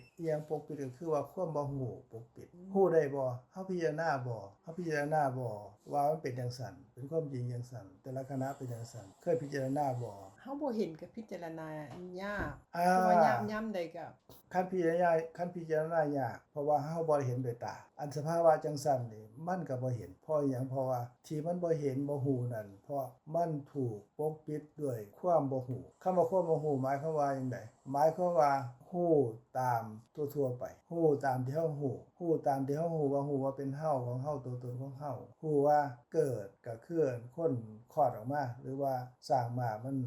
ตกลูกออกมาถ้ามันเฒ่ามันก็หนังเหี่ยวผมงอกฟันหักฟันโยกตายคือบ่หันใจที่เฮาไปงานคนตายผู้นั้นผู้นี้อันนี้โดยที่เปิดเผยฮู้ด้วยความจำซื่อๆว่าเขาเกิดเขาแก่เขาตายแต่ว่ามีแต่ผู้อื่นเด้แต่ว่าเฮาบ่ได้พิจารณาที่กายเฮานี่ว่าเฮาเกิดเฮาแก่แล้วเฮาตายอันนั้นแบบหยาบๆแบบที่เห็นง่ายฮู้จังซั่นเพิ่นว่าฮู้ของความบ่ฮู้ความบ่ฮู้ก็คือว่าฮู้ของความบ่ฮู้เอิ้นว่าฮู้ของอวิชชาหรือว่าฮู้ของโมหะฮู้ของคำว่าโมหะก็คือสิ่งที่เฮ็ดให้เฮาหลงไปตามชื่อมันฮู้ตามชื่อฮู้ตามที่พวกเฮาฮู้ตามสมมุติความจริงเพิ่นว่าสมมุติสัจจะฮู้ว่าเป็นโตเฮาโตเขาฮู้ว่าเป็นสัตว์เป็นบุคคลฮู้ว่าเป็นผู้หญิงฮู้ว่าเป็นผู้ชายฮู้ว่าอันนี้เฮาเห็นเฮาได้ยินได้กินลิ้มรสถูกต้องสัมผัสนึกคิดฮู้ว่าเป็นของเที่ยงเป็นสุขเป็นตัวตนของเฮาอันนี้ฮู้แบบของโมหะหรือฮู้แบบความบ่ฮู้หรือฮู้แบบอวิชชาเฮาก็บ่ได้พิจารณามันไปเห็นคนเกิดก็บ่ได้คิดอีหยังก็ฮู้ว่าเขาเกิดอันนี้ก็ฮู้แบบบ่ฮู้บัดนี้เขาแก่เขาเฒ่าก็ก็ฮู้ว่าเขาเฒ่าแต่ว่าเขาตายเฮาไปงานเขานี่เฮาก็ฮู้ว่าเขาตายอันนี้ฮู้แบบนี้ก็ฮู้แบบอวิชชาคือฮู้แบบโมหะคือฮู้แบบตามที่คนทั่วๆไปฮู้จะพิจารณาแต่ว่าจั่งใด แต่ว่าเฮาบ่ฮู้ได้ว่าเฮาก็สิเฒ่าเฮาก็สิตายแบบเขานั่นแหละบ่เคยกลายเป็นว่ามีแต่ผู้อื่นเกิดผู้อื่นแก่ผู้อื่นตายแต่ว่าเฮานี่เป็นของเที่ยงเด้บ่ตายดอกเกิดก็เกิดมาแล้วแก่ก็บ่ทันแก่ผู้ใดว่าแก่ก็ตามแต่ว่าใจเฮาเนี่ยเฮาคือบ่แก่ตายว่าเฮาบ่ทันตายแต่แก่กับตายนี่ก็ตายอยู่แก่อยู่แต่ว่าตรงมื้อนะมื้อนี้อันนี้น่ะเป็นความรู้ของความบ่รู้เป็นความรู้ของอวิชชาเป็นความรู้ของหยังของโมหะคือสิ่งที่มืดมนปกปิดบ่ให้รู้ตามความเป็นแต่บัดนี้อันความจริงแต่ละขณะเดียวนี่ว่าอย่างขน้อยเว้าให้ฟังว่าเห็นนี่ก็คือรูปกายนามกายนั่นแหละหรือขันธ์ห้านั่นแหละร่วมกันขึ้นแล้วปรุงแต่งกันขึ้นแล้วก็เฮ็ดให้เห็นเกิดขึ้นแล้วถามทานเมื่อกี้นี่ว่ามันคงที่คือเก่าบ่มันดับบ่หรือว่ามันนั่นเปลี่ยนไปบ่ก็ว่าบ่เปลี่ยนก็ว่าเปลี่ยนเพราะว่ามันเกิดขึ้นมันก็ดับตามที่เฮาเว้ากันมันได้ยินก็มีจิตเกิดขึ้นอีก3ขณะด้วยกันเอิ้นว่าภวังคจิตเกิดขึ้นแล้วก็ดับแล้วจังได้ยินอีกได้ยินเกิดขึ้นแล้วก็เปลี่ยนไปแล้วก็ดับอันมันเป็นไปแต่ละขณะเดียวนี่ก็คือว่าอยู่โตวเฮานี่แหละอยู่ตาอยู่หูจมูกอยู่ลิ้นอยู่กายอยู่ใจเฮานี่เกิดดับตลอดเวลาเกิดดับตลอดเวลาคือเกิดแก่และตายตลอดเวลาเกิดดับก็หมายความว่ามันเกิดแล้วมันก็บ่เหลืออยู่บ่เหลืออยู่นั่นมันก็เปลี่ยนไปพอเปลี่ยนไปนั่นมันก็บ่เป็นอันเก่า นี่บ่คือการพิจารณาแบบที่ว่าเบิ่งว่าขณะเมื่อกี้นี้มันก็ผ่านไปขณะที่เว้ามามันก็ผ่านไปและขณะที่มันเกิดขึ้นก็บ่มีแล้วอย่างที่เขาด่าเฮาจังซี่เฮาก็ใจร้ายเขาด่ามามันก็เบิดแล้วเฮาใจร้ายเฮายังเอามาเก็บใจร้ายอยู่แล้วก็เบิ่งสภาพว่ากำลังใจร้ายอยู่เก็บเอาไปคิดแล้วก็ไปเครียดเป็นชั่วโมงเป็นวันเป็นเดือนเป็นปีก็ยังเอามาเครียดอยู่ทั้งที่เขาด่าไปแล้วอันนี้ เจ้าฮู้บ่เจ้าฮู้บ่ว่าเขาด่าเจ้าฮู้บ่ว่าเจ้าเครียดเจ้าฮู้บ่ว่าเจ้าคิดเมื่อก่อนนี่ก็จะบ่รู้สึกตัวเลยว่ากำลังเครียดกำลังคิดแต่ว่าก็เป็นเจ้าอยู่แม่นบ่อันนั้นล่ะเพิ่นเอิ้นว่าการฮู้ของอวิชชาอวิชชาคือบ่ฮู้หรือเพิ่นเอิ้นว่าโมหะคือสิ่งที่ปกปิดความจริงหรือว่าอวิชชาการฮู้ของอวิชชาก็ฮู้ว่าเป็นเฮาฮู้ว่าเป็นของเฮาตัวตนของเฮาฮู้ว่าตาหูจมูกลิ้นกายใจเป็นของเฮาฮู้ว่ามีเขามีบุคคลฮู้ว่าเขาด่าไผด่าเฮาฮู้ว่าเขาทำร้ายเฮาเบียดเบียนเฮาฮู้ว่าเขารังแกเฮาจังซั่นจังซี่มีเขามีเฮาบัดทีนี้เห็นก็เป็นเฮาเห็นได้ยินได้กินลิ้มรสถูกต้องสัมผัสนึกคิดก็เป็นเฮา อันนี้จะเป็นบัดการเฮาเครียดเฮาบ่พอใจที่เขาเฮ็ดบ่ดีกับเฮาเว้าบ่ดีกับเฮาเขาด่าเฮาอันนี้ความเครียดอันนั้นนี่ก็เป็นเฮาเครียดอันนี้จะเป็นการรู้สึกตัวบ่แบบที่ว่ารู้ว่าอันนี้แหละเขากำลังด่าอันนี้ตัวแหละเองกำลังเครียดอันนี้แหละเป็นคนทั่วไปก็เป็นจังซี่อันนี้เป็นว่าความรู้ของความบ่รู้คือว่าความรู้ของอวิชชาว่ารู้ว่าเป็นเฮาเป็นเขาเป็นสัตว์เป็นบุคคลที่เว้าแต่แรกว่ารู้ตามสมมุติของโลกเป็นความจริงจังซั่นเขาก็มีเขามีเฮาก็มีเฮามีเขาเครียดก็เป็นเฮาดีใจก็เป็นเฮาเขาส้มเฮาก็เป็นก็เฮานี่แหละสิไปส้มไผล่ะเขาด่าก็เป็นด่าเฮานี่แหละเครียดเฮาก็เครียดนี่แหละสิไปฆ่ามันเฮานี่สิไปฆ่ามันหรือมันสิมาฆ่าเฮามันก็มีเฮามีมันนี่แหละอันนี้นี่เพิ่นว่าเป็นความรู้ของอวิชชา คือบ่ฮู้ตามความเป็นจริงแต่ว่าฮู้ตามที่เฮาสมมุติแล้วก็เป็นความรู้ของโมหะคำว่าโมหะก็คือว่าสิ่งที่ปกปิดความจริงคนทั่วๆไปก็เป็นจังซี่ก็เป็นไปแนวนี้บัดทีนี้โดยสภาพที่เอิ้นว่าเป็นธรรมะที่เป็นคำสอนของพระพุทธเจ้าตรงกันข้ามเพราะว่าแต่ละขณะนั้นนี่ความจริงบ่มีผู้ใดเปลี่ยนแปลงได้นี่เพิ่นว่าทุกขาอริยสัจคำว่าทุกข์ก็คือความเกิดความแก่และความตายคือเกิดเปลี่ยนไปแล้วก็ดับทุกขณะเกิดเปลี่ยนไปแล้วก็ดับแล้วได้ยินเมื่อกี้นี่เหลืออยู่บ่ บ่มีแล้ว บ่มีแล้วนั่นก็หมายความว่ามันเกิดขึ้นมันแปรเปลี่ยนไปแล้วมันก็ดับคือเกิดแก่แล้วก็ตายดับไปแล้วอันนั้นอันนั้นยังดับก็คือนามและรูปแม่นบ่ตามที่เฮาเว้ากันว่ามันปรุงแต่งให้มันเกิดขึ้นได้ยินนี่ก็ต้องมีรูปเกิดขึ้นกลุ่มของรูปจักขุภาษาตารูปเกิดขึ้นกับรูปอีก9รูปเพราะฉะนั้นว่าเป็นกลุ่มของสิ่งที่เกิดจิตได้ยินหรือสิ่งที่เกิดของจิตเห็นที่เฮาเว้ากันแล้วก็สิมีอันจิตเห็นเกิดขึ้นหรือจิตได้ยินเกิดขึ้นเป็นในกลุ่มนั้นพอเกิดขึ้นแล้วมันก็เปลี่ยนไปจากเก่าแล้วก็ดับบ่เหลืออยู่ขณะที่ได้ยินเขาได้เว้านี่ก็หมายความว่านามรูปนี่มันเกิดขึ้นแล้วมันก็ดับการที่มันสิดับไปก่อนที่ดับน่ะจากการเกิดขึ้นมาสู่การดับน่ะมันก็เปลี่ยนไปจากเก่าเพิ่นว่าแก่หรือว่าเกิดขึ้นแปรเปลี่ยนแล้วก็ดับการได้ยินบ่เหลือเลยเด้แต่ว่าโดยความเป็นจริงนี่เฮาบ่ได้พิจารณาว่าอ๋อมันเป็นความว่างเปล่าเป็นอนัตตาบ่มีตัวตนตัวนี้พอมันเกิดขึ้นแล้วก็ดับบ่เหลืออยู่เฮาบ่เคยพิจารณาเลยแต่ว่าการที่พิจารณาใดนั้นนี่เจ้าก็ต้องได้ยินก่อนว่าในขณะได้ยินนั้นมีนามมีรูปร่วมกันเข้าปรุงแต่งกันเข้าก็เกิดขึ้นได้ยินแล้วก็ดับบ่เหลืออยู่ว่างเปล่าบ่มีตัวตนได้กลิ่นลิ้มรสถูกต้องสัมผัสกับนามรูปเกิดขึ้นแล้วก็ดับว่างเปล่าบ่เหลืออยู่อันนี้เจ้าต้องได้ยินความจริงจังซี่ก่อนว่ามันเป็นทุกขาริยสัจคือเป็นความจริงอันตามไปถึงที่สุดแล้วนี่ได้ยินก็บ่เหลืออยู่ได้กลิ่นลิ้มรสถูกต้องสัมผัสนึกคิดก็เหลืออยู่คือมันเกิดแก่แล้วก็ตายคือเกิดแล้วก็ดับโดยเป็นสภาพที่ปกปิดเจ้าต้องได้ยินจังซี่ก่อนได้ยินความจริงคือได้ยินธรรมะจังซี่คันได้ยินจังซี่แล้วเจ้าก็ต้องพิจารณาว่ามันเป็นจังได๋น้อมันเป็นกลุ่มเป็นก้อนบ่มันมีเฮาบ่มีของเฮาตัวตนของเฮาบ่เพิ่นคือว่าบ่มีจังได๋ก็พิจารณาตามนั้นการพิจารณาแยกแยะแล้วในรูปที่มันนั่นรวมตัวกันเข้าเป็นจักขุประสาทรูปเป็นกลุ่มหนึ่งใน10รูปมันก็บ่มีเจ้าในหันรูปมันก็เป็นรูปมันบ่ฮู้ว่าเป็นดินน้ำลมไฟแม้แต่ตัวของมันเองมันก็บ่ฮู้ว่ามันเป็นดินน้ำลมไฟหรือเป็นสีเป็นกลิ่นเป็นรสเป็นโอชาหรือว่าเป็นนั่นจักขุประสาทรูปหรือโสตประสาทรูปหรือว่าสีตรูปที่มันรวมกันเข้าเป็นกลุ่มนั้นมันบ่ฮู้ว่าเป็นกลุ่มเป็นที่เกิดของจิตหรือว่าเป็นชื่อว่าจังได๋แต่ว่ามันเป็นธรรมดาของมันมารวมกันเข้าแล้วก็ที่นี่จิตเห็นเกิดขึ้นอาศัยมันเกิดขึ้นจิตเห็นนั่นฮู้เป็นฮู้เห็นเป็นเห็นซื่อๆบ่มีเจ้าในหันแต่ก็สิ่งที่ปรากฏให้เห็นนั่นมันก็เป็นแค่สีหรือเป็นแค่รูปที่ปรากฏให้ฮู้ได้โดยมี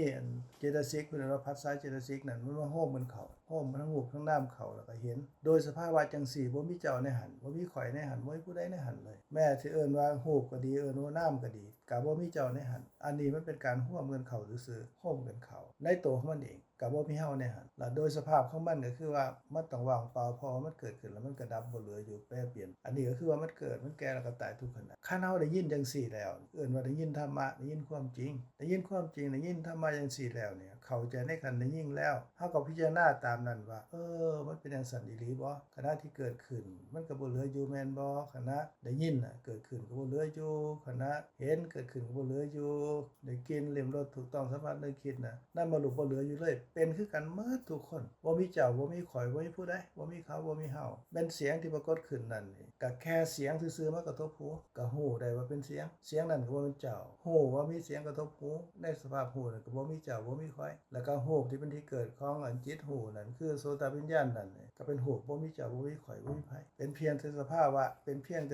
อันนึงที่มันเกิดขึ้นมาควบมันเข้าแล้วก็ดับพิจารณาจังซี่นี่หลังจากเห็นหลังจากได้ยินแล้วว่าเขามากระทบหูจังซั่นแล้วนี่คันเครียดเกิดขึ้นหรือว่าดีใจหรือว่าติดของในสิ่งที่เฮาได้ยินว่าเขาส้มเฮาบ่มีเขามีเฮาอันความพอใจเกิดว่าโลภะที่เกิดขึ้นติดของหรือว่าบ่พอใจโทสะเกิดขึ้นอันโลภะก็ดีโทสะก็ดีโดยสภาพของมันเป็นสิ่งที่เกิดขึ้นกับจิตเป็นเจตสิกเกิดขึ้นแล้วมันก็ดับคือกันโทสะมันเกิดขึ้นมันก็ดับคือกันมันบ่เป็นเจ้าบ่เป็นข่อยมันเป็นสภาพธรรมอันนึงคือว่าสิ่งที่เกิดกับจิตเท่านั้นแล้วก็ ดับบ่เหลืออยู่เขาก็บ่มีเขาก็เป็นสภาพคือกันกับเฮาเนี่ยก็คือความเกิดความแก่ความตายขณะเห็นได้ยินได้กินได้รสถูกต้องสัมผัสนึกคิดหรือว่าเว้าออกมาหรือว่าแสดงออกมาก็เป็นรูปอันนึงที่แสดงออกมา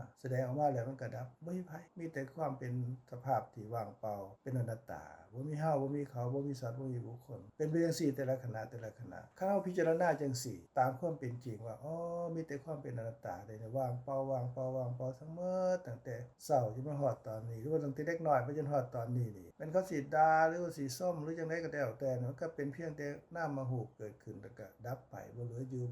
บ่มีเฮาเขาสัตว์บุคคลคือเฮาเครียดความเครียดนั้นเกิดขึ้นมันก็ดับก็บ่เหลืออยู่แล้วก็ว่างเปล่าคือกันหรือเฮาดีใจหรือว่าเฮาชอบที่เป็นความติดของเอิ้นว่าโลภะก็ตามบ่พอใจเอิ้นว่าโทสะก็ตามมันก็บ่เป็นเฮามันเป็นเจตสิกมันเป็นสภาพอันนึงที่เกิดขึ้นแล้วก็ดับบ่เหลืออยู่มันเฮาเครียดบ่พอใจเสียใจเกิดขึ้นแล้วก็ดับก็บ่เหลืออยู่ทุกคนเป็นจังซี่หมดบ่มีผู้ใดบ่เป็นจังซี่เฮาพิจารณาไตร่ตรองเห็นว่าเป็นทั้งหมดนี่มีแต่เป็นธรรมะบ่มีเฮาบ่มีเขาบ่มีสัตว์บุคคลมิตรก็บ่มีศัตรูก็บ่มีเพราะเฮาก็บ่มีเขาก็บ่มีแต่สภาพธรรมอันนึงที่เกิดขึ้นก็ทำกิจแล้วก็ดับไปว่างเปล่าจังซี่ตลอดท่านเข้าใจจังซี่เพิ่นว่าเป็นปัญญาความเข้าใจเอิ้นว่าปัญญาแปลว่าหูทั่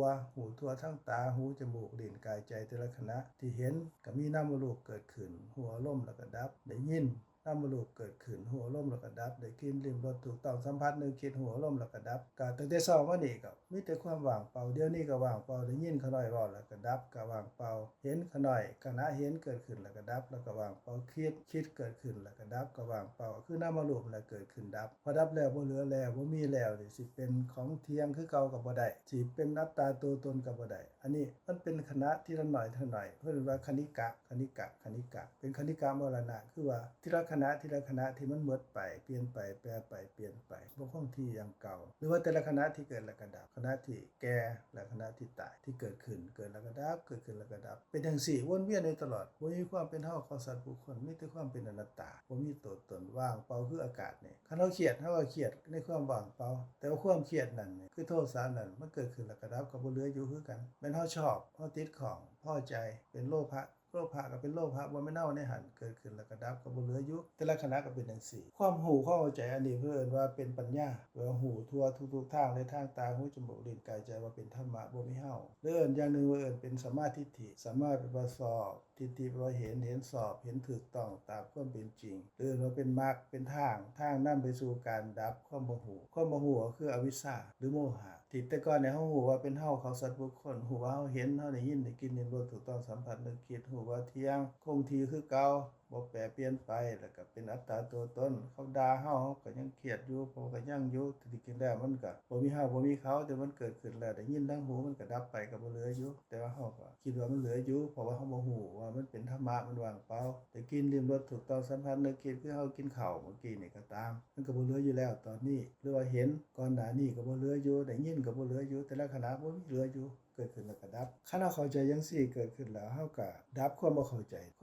คือโมหะหรืออวิชชาคือบ่ฮู้ก็ค่อยหมดไปความเข้าใจอันนี้นี่เอิ้นว่าปัญญาเอิ้นว่าสัมมาทิฏฐิเกิดขึ้นจากหยังเกิดขึ้นจากการได้ยินได้ฟังว่ามันเป็นอนัตตามันเป็นอนิจจังคือเกิดดับมันแปรเปลี่ยนไปมันเป็นนามเป็นรูปเกิดขึ้นแต่ละทางเกิดขึ้นแล้วก็ดับบ่เหลืออยู่พิจารณาจังซี่แล้วก็ความเข้าใจสิค่อยเกิดขึ้นทีละเล็กทีละน้อยแต่ว่าเจ้าต้องฟังก่อนเด้ถ้าบ่เคยได้ฟังเลยเจ้าก็บ่มีทางที่ฮู้ได้หรือฟังแล้วเจ้าบ่พิจารณาเลยเจ้าก็บ่เกิดคือกันอันความบ่ฮู้นี่หรืออวิชชานี่เกิดจากอีหยัง เพิ่นเอิ้นว่าเกิดจากบ่พิจารณาไตร่ตรองการบ่พิจารณาไตร่ตรองความเป็นจริงว่าเป็นสภาพธรรมแต่ละขณะคือความเป็นจริงแต่ละขณะว่าเกิดแก่แล้วก็ตายนามรูปเกิดแล้วดับแล้วก็บ่เหลืออยู่บ่พิจารณาก็เลยเป็นเฮาเขาสัตว์บุคคลบัดทีนี้การที่พิจารณาได้แล้วนั่นนี่การที่พิจารณาได้นั่นเกิดขึ้นจากหยังเกิดขึ้นจากการที่เจ้าได้ยินได้ฟังความจริงเมื่อกี้นี่เด้ได้ยินได้ฟังธรรมะบัดทีนี้คันเจ้าบ่พิจารณาเจ้ากับพิจารณาในสิ่งที่เจ้าเคยยึดมั่นถือมั่นเคยรู้เคยเห็นตามสมมุติเพิ่นว่าสมมุติสัจจะจริงโดยสมมุติอันนี้เป็นเจ้าบ่อันนี้เป็นข่อยบ่อันนั้นเป็นได้ยินบ่ได้กินดื่มรสถูกต้องสัมผัสนึกคิดบ่เป็นเฮาบ่อันนั้นเป็นเขาบ่อันนั้นเขาด่าเฮาแม่นบ่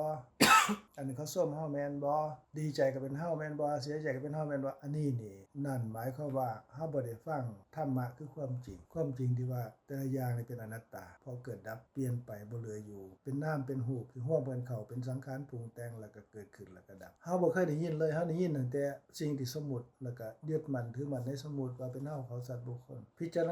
ณาแบบนั้นผลของมันก็คือว่าบ่ฮู้สภาพที่เป็นธรรมะเป็นความเป็นว่าบ่มีเฮาแต่ฮู้ว่ามีเฮาเขาสัตว์บุคคลตัวตนอันนี้นี่เป็นเหตุเพิ่นว่าอวิชชาคือความบ่ฮู้หรือว่าโมหะเป็นสภาพที่เป็นเจตสิกที่เกิดกับจิตนี่เกิดขึ้นแล้วก็เฮ็ดให้เฮายึดมั่นถือมั่นแล้วก็เป็นไปในความเกิดความแก่และความตายแล้วก็เฮ็ดบาปเฮ็ดบุญเฮ็ดตามที่ว่ามานั่นแล้วก็เฮ็ดให้เกิดอีกแล้วก็แก่แล้วก็ตายอีกแล้วก็ทิ่มของเก่าไว้ก็ไปเกิดใหม่ต่อไปอีกก็ไปยึดมั่นของใหม่อีกในภพใหม่ชาติใหม่เฮาเกิดอีกเฮาไปยึดมั่นถือมั่นว่าเป็นเฮาเขาสัตว์บุคคลอีกไปเกิดเป็นสร้างเป็นม้าเป็นหยังก็แล้วแต่ก็เป็นเฮาทั้งนั้นเพราะว่าเกิดปุ๊บขึ้นมาก็เป็นเฮาเด้อดีตบ่ฮู้แล้วอันนี้ก็เป็นไปในหยังเป็นไปในโมหะหรืออวิชชาเพราะเฮาพิจารณาโดยยึดมั่นถือมั่นในสมมุติสัจจะว่าเป็นจริงเป็นเฮาเป็นเขาเป็นบุคคลพิจารณาส่วนนี้ก็ได้ส่วนนี้เหตุก็คือว่าความโมโหเกิดขึ้นพอพิจารณาสิ่งที่เป็นสมมุติสัจจะจริงโดยสมมุติว่าเป็นเฮาเขาสัตว์บุคคลแล้วก็ไปสู่การเฮ็ดบาปเฮ็ดกรรมในส่วนที่เป็นบาปเป็นกรรมอกุศลแล้วก็เป็นกรรมที่เป็นกุศลกรรมแล้วก็วิบากก็เฮ็ดให้เกิดแก่แล้วก็ตายอันนี้ฝ่ายนึงบัดนี้ฝ่ายฮู้ตามความเป็นจริงนี่คันเจ้าได้ยินว่าเป็นธรรมะเป็นอนิจจังทุกขังอนัตตาว่าเกิดแก่ตายทุกขณะฮู้จังซี่เจ้าได้ยินจังซี่แล้วก็จะพิจารณาแต่ละขณะว่ามันเป็นรูปเป็นนามผสมกันเข้าบ่มีเจ้าในหันแต่ละขณะเกิดแล้วก็ดับโอ้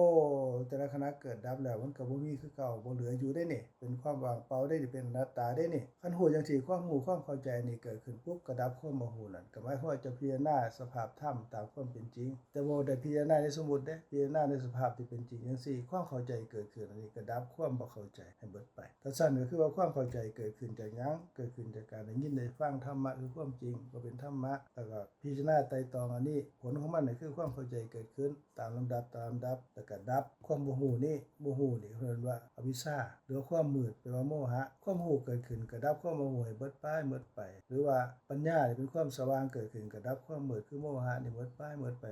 อันเหตุแห่งทุกข์คือความบ่ฮู้นี่ดับไปหมดก็บ่มีเหตุที่เฮ็ดให้เกิดให้แก่ให้ตายอีกก็หมายความว่าดับความบ่ฮู้นี่ดับเหตุแห่งความเกิดความแก่นี่ให้หมดไปตามลำดับก็บ่ต้องเกิดบ่ต้องแก่บ่ต้องตายคันดับได้น้อยความเข้าใจเกินน้อยก็ดับได้น้อยใจเฮาก็มีความสบายขึ้นปลอดโปร่งขึ้นเพราะว่าอันความมืดมนอวิชชานี่มันเป็นเพิ่นว่าเป็นกิเลสเป็นความเศร้าหมองของจิตเป็นความร้อนของจิตคันความเข้าใจเกิดขึ้นหรือปัญญาเกิดขึ้นนี่ก็เป็นความเย็นของจิตแล้วก็เป็นความสะอาดของจิตก็ดับความขุ่นมัวดับสิ่งที่เฮ็ดให้จิตใจเศร้าหมองนี่คือความทุกข์อันนี้ก็คอยหมดไปในชีวิตประจำวันนี่ก็สิคอยละคายสิ่งที่เฮาไปยึดมั่นถือมั่นในสิ่งที่ผิดทีละน้อยมันก็แก้เสือกอันนี้มันผูกอยู่ออกทีละน้อยในที่สุดก็เป็นจังซี่คือความเข้าใจถูกความเห็นถูกอันนี้เป็นความจริงที่บ่มีผู้ใดสร้างขึ้นอันนี้เป็นความจริงที่บ่มีพระเจ้าดลบันดาลอันนี้เป็นความจริงที่บ่เป็นของคนชนชาติใดเป็นความจริงของสากลทั่วๆไปของเทวดาและมนุษย์ทั้งหลายของสรรพสัตว์ทั้งหลายเป็นจังซี่ทั้งหมดแล้วความเป็นจริงอันนี้นี่บ่มีผู้ใดเสกสรรปั้นแต่งขึ้นแต่ว่าพระพุทธเจ้าพระองค์ทรงรู้แจ้งในความจริงอันนี้แล้วก็ดับเหตุแห่งทุกข์คืออวิชชานี่ให้เบิดไปความขุ่นมัวความเศร้าหมองของจิตก็หมดไป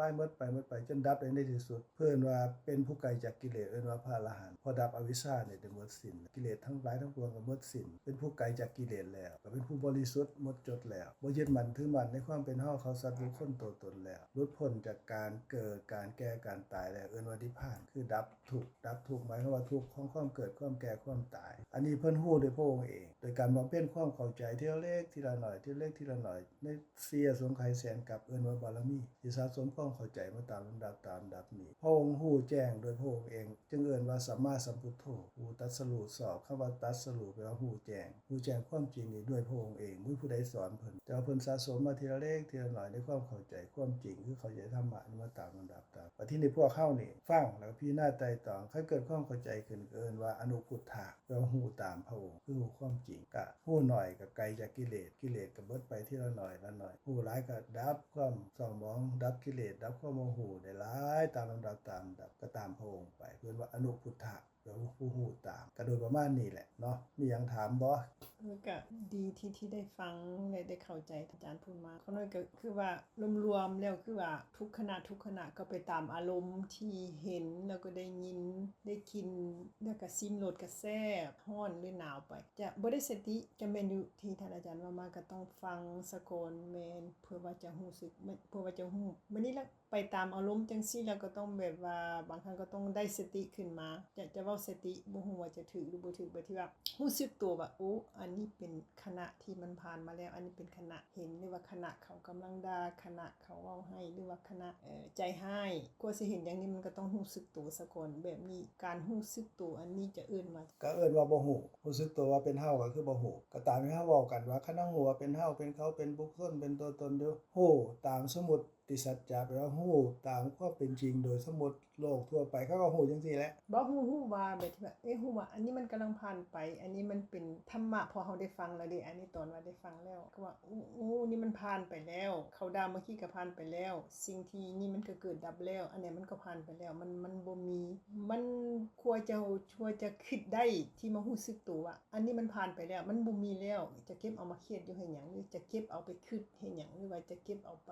ตามอารมณ์แบบใดจังซี่ อันนี้ถามเจ้าว่าแต่ก่อนนี่เจ้าเคยคิดจังซี่บ่บ่แต่ข้าบ่ได้ยินบ่เคยได้ยินได้ฟังแต่บ่เป็นแบบ บัดที่นี่อันเจ้าคิดจังซี่แล้วนี่ก็หมายความว่าเจ้าฮู้มาแล้วแม่นบ่เคยได้ยินมาแล้วจังฮู้ บัดนี้คันได้ยินอีกขณะเจ้าคิดจังซี่แม่นบ่มันก็เพิ่มขึ้นแม่นบ่ แม่น แล้วก็เฮือหน้าอีกเจ้าก็พิจารณาจังซี่คิดจังซี่พิจารณาจังซี่ก็เพิ่มขึ้นเรื่อยๆแม่นบ่เอาสมมุติว่าเจ้ามีลูกเดี๋ยวมันก็ค้านไปแล้วก็สิลงไปอันมองกันไดอีกมันก็เดี๋ยวค้านไปอันหาอันไฟอีกเจ้าก็ดึงขากลับมาดึงไปดึงมาก็บอกอยู่นั่นน่ะบอกซุมื้อในที่สุดพอเขาอันใหญ่ขึ้นแล้วจะต้องบอกเขาอีกบ่ เขาก็ฮู้ไปเอง ฮู้ไปเองเนื่องจากเจ้าบอกเขาแต่ก่อนแม่นบ่ทีละเล็กทีละน้อยแม่นบ่ ต้องได้บอกทุกมื้อ นั่นแหละก็ที่ถามมาเมื่อกี้นี่คือกัน โดย แต่ก่อนนี่เฮาบ่เคยฮู้เลยมีแต่เฮาอะมันด่าเฮานี่เฮาเครียดให้มันนี่มันด่ามา3 ปีแล้วเฮาเห็นหน้ามันยังคลั่งอยู่นี่ก็แสดงว่ามันบ่ดับมันว่าเฮาโมโหว่ามันบ่ดับเฮาฮู้แต่ว่ามันด่าเฮาสิจัดการมันจังไดดีแม่นบ่ล่ะเฮาบ่ฮู้เลยว่ามันเกิดดับบ่ฮู้เลยว่ามันเป็นธรรมะบ่ฮู้เลยว่าบ่มีมันบ่มีเฮาต่างคนก็ต่างตายทุกขณะต่างคนต่างก็จากกันทุกขณะต่างคนต่างก็เปลี่ยนไปทุกขณะต่างคนต่างก็เกิดแล้วก็ดับทุกขณะบ่มีเหลือเลย สรุปแล้วก็คือฟังตลอดรู้สึกตัวตลอดแบบว่าพยายามฟังคือท่านอาจารย์ว่ามาคิดตลอดเอาพิจารณาตลอดจังซี่ค่อยๆสภาพค่อยๆรู้สึกตัวแล้วได้สติเห็นสภาพธรรมก็บ่สามารถเว้าได้ว่าเห็นสภาพธรรมมันก็ยากอยู่ ทุกอย่างเป็นอนัตตาคือบังคับบ่ได้แต่ว่าความรู้ความเข้าใจมันยากก็จริงอยู่แต่ว่าสะสมได้สะสมความเข้าใจที่เกิดขึ้นเรียกว่าปัญญานี่มันเกิดมันก็ดับคือกันมันก็เป็นอนัตตาแต่ว่ามันเกิดขึ้นแล้วมันก็ดับแต่ว่ามันสะสมในจิตในขณะนั้นแล้วก็จิตขณะนั้นเกิดขึ้นดับไปมันก็สะสมในขณะจิตต่อๆไปมันสิสืบต่อกันไปจังซี่เพิ่มขึ้นเกินกับเจ้าเลี้ยงลูกเจ้าคลอดลูกออกมาแล้วจะสิมันใหญ่ทันทีทันใดเลยได้บ่ จะเฮ็ดจังไดเดี๋ยวข้าวกับปิ้งไก่กับมันตำบักส้มตำบักโฮงกับลาบงัวให้มันกินได้บ่มันสิใหญ่ไว้คือเฮามันแซ่บได้บ่ได้แม่นบ่ก็หมายความว่าคอยพิจารณาแต่ละมื้อแต่ละมันก็ค่อยใหญ่ขึ้นเรื่อยๆหมายความว่าปัญญาก็ใหญ่ขึ้นเรื่อยๆคือกันเป็นการสะสมทีละเล็กทีละน้อย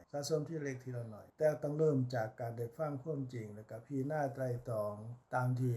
ท่านเว้าเมื่อกี้นี่แหละว่าได้ฟังได้ยินแล้วก็แต่ก่อนบ่ได้ยินเนาะอันนี้ก็หมายความว่าตอนนี้ฮู้แล้วว่าแต่ละคณะน่ะมีการเกิดและการดับแม่นบ่แม่นแต่ก่อนนี่เฮาบ่เคยได้ยินเลยตอนนี้เฮาได้ยินแล้วบัดทีนี้ได้ยินก็เกิดดับได้กินลิ้มรสถูกต้องสัมผัสนึกคิดแล้วเกิดดับมีน้ำมีรูปหัวมันเข้าเนาะเป็นน้ำเป็นรูปบ่แม่นเฮาเนาะนี่รูปก็เป็นรูปมันบ่ฮู้ดอกว่าเป็นของเฮารูปกายก็ดีเป็นการร่วมกันของรูปนามกายจิตเจตสิกหัวมันเข้าอาศัยการเกิดขึ้นแล้วก็บ่แม่นเฮาเนาะแต่ก่อนเฮาบ่ได้ยินแม่นบ่ตอนนี้ก็ได้ยินแล้วว่าได้ยินแล้วว่า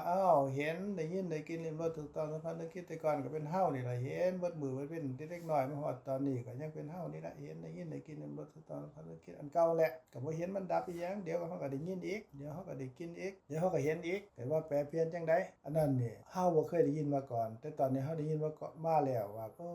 มัน เป็นจังซี่ด้วยความจริงมือผู้ใดห้ามได้เนาะได้ยินจังซี่ก็ได้ยินตลอดวันมื้อวันเป็นบ่ต้องเห็นได้บ่ บ่ได้ ก็เห็นจังซี่อ้าวก็เห็นจังซี่ตลอดไปบ่ต้องได้ยินบ่ต้องคิดบ่ต้องหูรสบ่ต้องมีหยังมาสัมผัสกายนั่นนี่ได้บ่เขาก็ฮู้ว่าบ่ได้เพราะว่ามันเป็นอนัตตาพอมันเกิดแล้วก็ดับแต่ละขณะบ่เหลืออยู่เป็นจังซี่ทั้งหมดในโลกนี่เป็นจังซี่หมดที่พวกสังขารที่มีปรุงแต่งนี่คนทั้งหมดก็เป็นจังซี่เป็นธรรมะทั้งหมดเลยแต่ละคณะก็เท่ากันเป็นธรรมะเท่ากันว่างเปล่าเท่ากันเกิดดับเท่ากันบ่มีเฮาเท่ากันบัดทีนี้ตอนนี้เฮาก็ได้ยินได้ฟังแล้วพอได้ยินได้ฟังแล้วนี่ว่าอ้าวแต่ก่อนบ่ได้ยินได้ฟังตอนนี้เฮามาฮู้แล้วโอ้เป็นความจริงจังซี่เนาะแต่ว่ามันบ่สามารถดับความมันบ่ฮู้ที่มันเกิดกับจิตบ่สามารถดับอวิชชาบ่สามารถดับโมหะได้เพราะว่าในขันธ์ว่าเฮาบ่เคยได้ยินเฮาก็ได้ยินอันได้ยินมาแล้วเฮาฟังซ้ำอีกเฮาก็ได้เข้าใจเพิ่มขึ้นอีกแต่บ่สามารถสิดับได้แล้วความติดของก็ดีโลภะโทสะก็ดีเห็นก็ดีได้ยินก็ดีก็ยังเป็นเฮาเข้าสัตว์บุคคลอยู่เพราะหยังเพราะเฮาบ่ได้พิจารณาว่าโอ้เป็นจังซั่นอีหลีขณะได้ยินแล้วก็ดับเนาะเห็นก็ดับเนาะกลายเป็นว่าทั้งได้ยินทั้งเห็นนี่บ่เห็นมันดับแล้วมันพร้อมกันได้นี่คิดก็พร้อมกันบางทีเดี๋ยวเขาพิจารณาว่าอ๋ออันนี้มันเกิดแก่แล้วก็ตายเกิดดับอันโดยปกปิดโดยละเอียดคันว่าพิจารณาก็บ่เห็นนี่เคลื่อนกับลูกเจ้าคลอดออกมาแล้วเนี่ยจังมันยามใดก็เห็นแต่ว่าอ้าวยามใดเขาสิค้านยามใดเขาสิพลิกแม่นบ่ล่ะ แม่น ยามใดเขาสิเดินได้เอาไปมาก็สร้างกันอยู่หั่นแหละจะเป็นยามใดแต่ว่าเขาก็เกิดดับสืบต่อกันในระหว่างของหูกต่างๆกลุ่มต่างๆเกิดขึ้นเปลี่ยนแล้วก็ดับเกิดขึ้นเปลี่ยนแล้วก็ดับพวกเขาเอิ้นว่าเจริญเติบโตแท้ที่จริงก็คือว่าอันนึงดับไปแล้วก็แก่แล้วก็เกิดแล้วก็แก่แล้วก็ดับแล้วก็เกิดแล้วก็แก่แล้วก็ดับอันนึงเกิดขึ้นดับไปอันมันก็เกิดขึ้นแล้วก็ดับไปอันไม่เกิดขึ้นก็ดับไปเรื่อยๆมันเป็นการสะสมความเข้าใจก็คือกันความเข้าใจหรือปัญญาหรือความเข้าใจถูกเห็นถูกอันว่าสัมมาทิฏฐิก็ตามเรื่องว่ามากก็ตามกับมีความหมายอันเดียวกันนั่นแหละว่าความเข้าใจเกิดขึ้นทีละเล็กทีละหน่อยจากการได้ยินได้ฟังแล้วก็พิจารณาไตร่ตรองคันบ่พิจารณาก็บ่เกิดได้บัดแต่พิจารณาไตร่ตรองนั่นก็เห็นสิ่งที่มันปกปิดอยู่นั่นแหละคือความเกิดความแก่ความตายที่ปกปิดอยู่คันบ่พิจารณาก็บ่เห็นเด้คำว่าเห็นหมายความว่าบ่เข้าใจ โดย ทีละเล็กทีละหน่อยเครื่องกับภาษาเนี่ยอันทานชิสมพรเข้าใจภาษาฝรั่งเศสแล้วก็ต้องเว้าก็ได้เขียนก็ได้ยังก็ได้มันตีลังกาเว้าก็ได้หรือว่าสิกระโดดโลดเต้นแล่นเว้าก็ได้ภาษาฝรั่งเศสหรือว่าฟังเขาเว้ามาอย่างสวนกันก็ฮู้เรื่องหมดมีคำถามว่าเจ้าสามารถเว้าได้ก็ดีได้ยินได้ฟังแล้วก็เข้าใจก็ดีหรือว่าใส่สื่อสารนั่นนี่ขน้อยอยากสิเป็นคือเจ้านี่ขน้อยเฮ็ดจังไดจังสิเป็นจังสิเข้าใจได้จังสิสามารถเว้าได้จังสามารถที่แล่นกับเว้าได้อย่างสวนทางกันเขาเว้าก็ได้ยินก็ฮู้เรื่องเฮ็ดจังไดขน้อยจังสิฮู้จังซั่น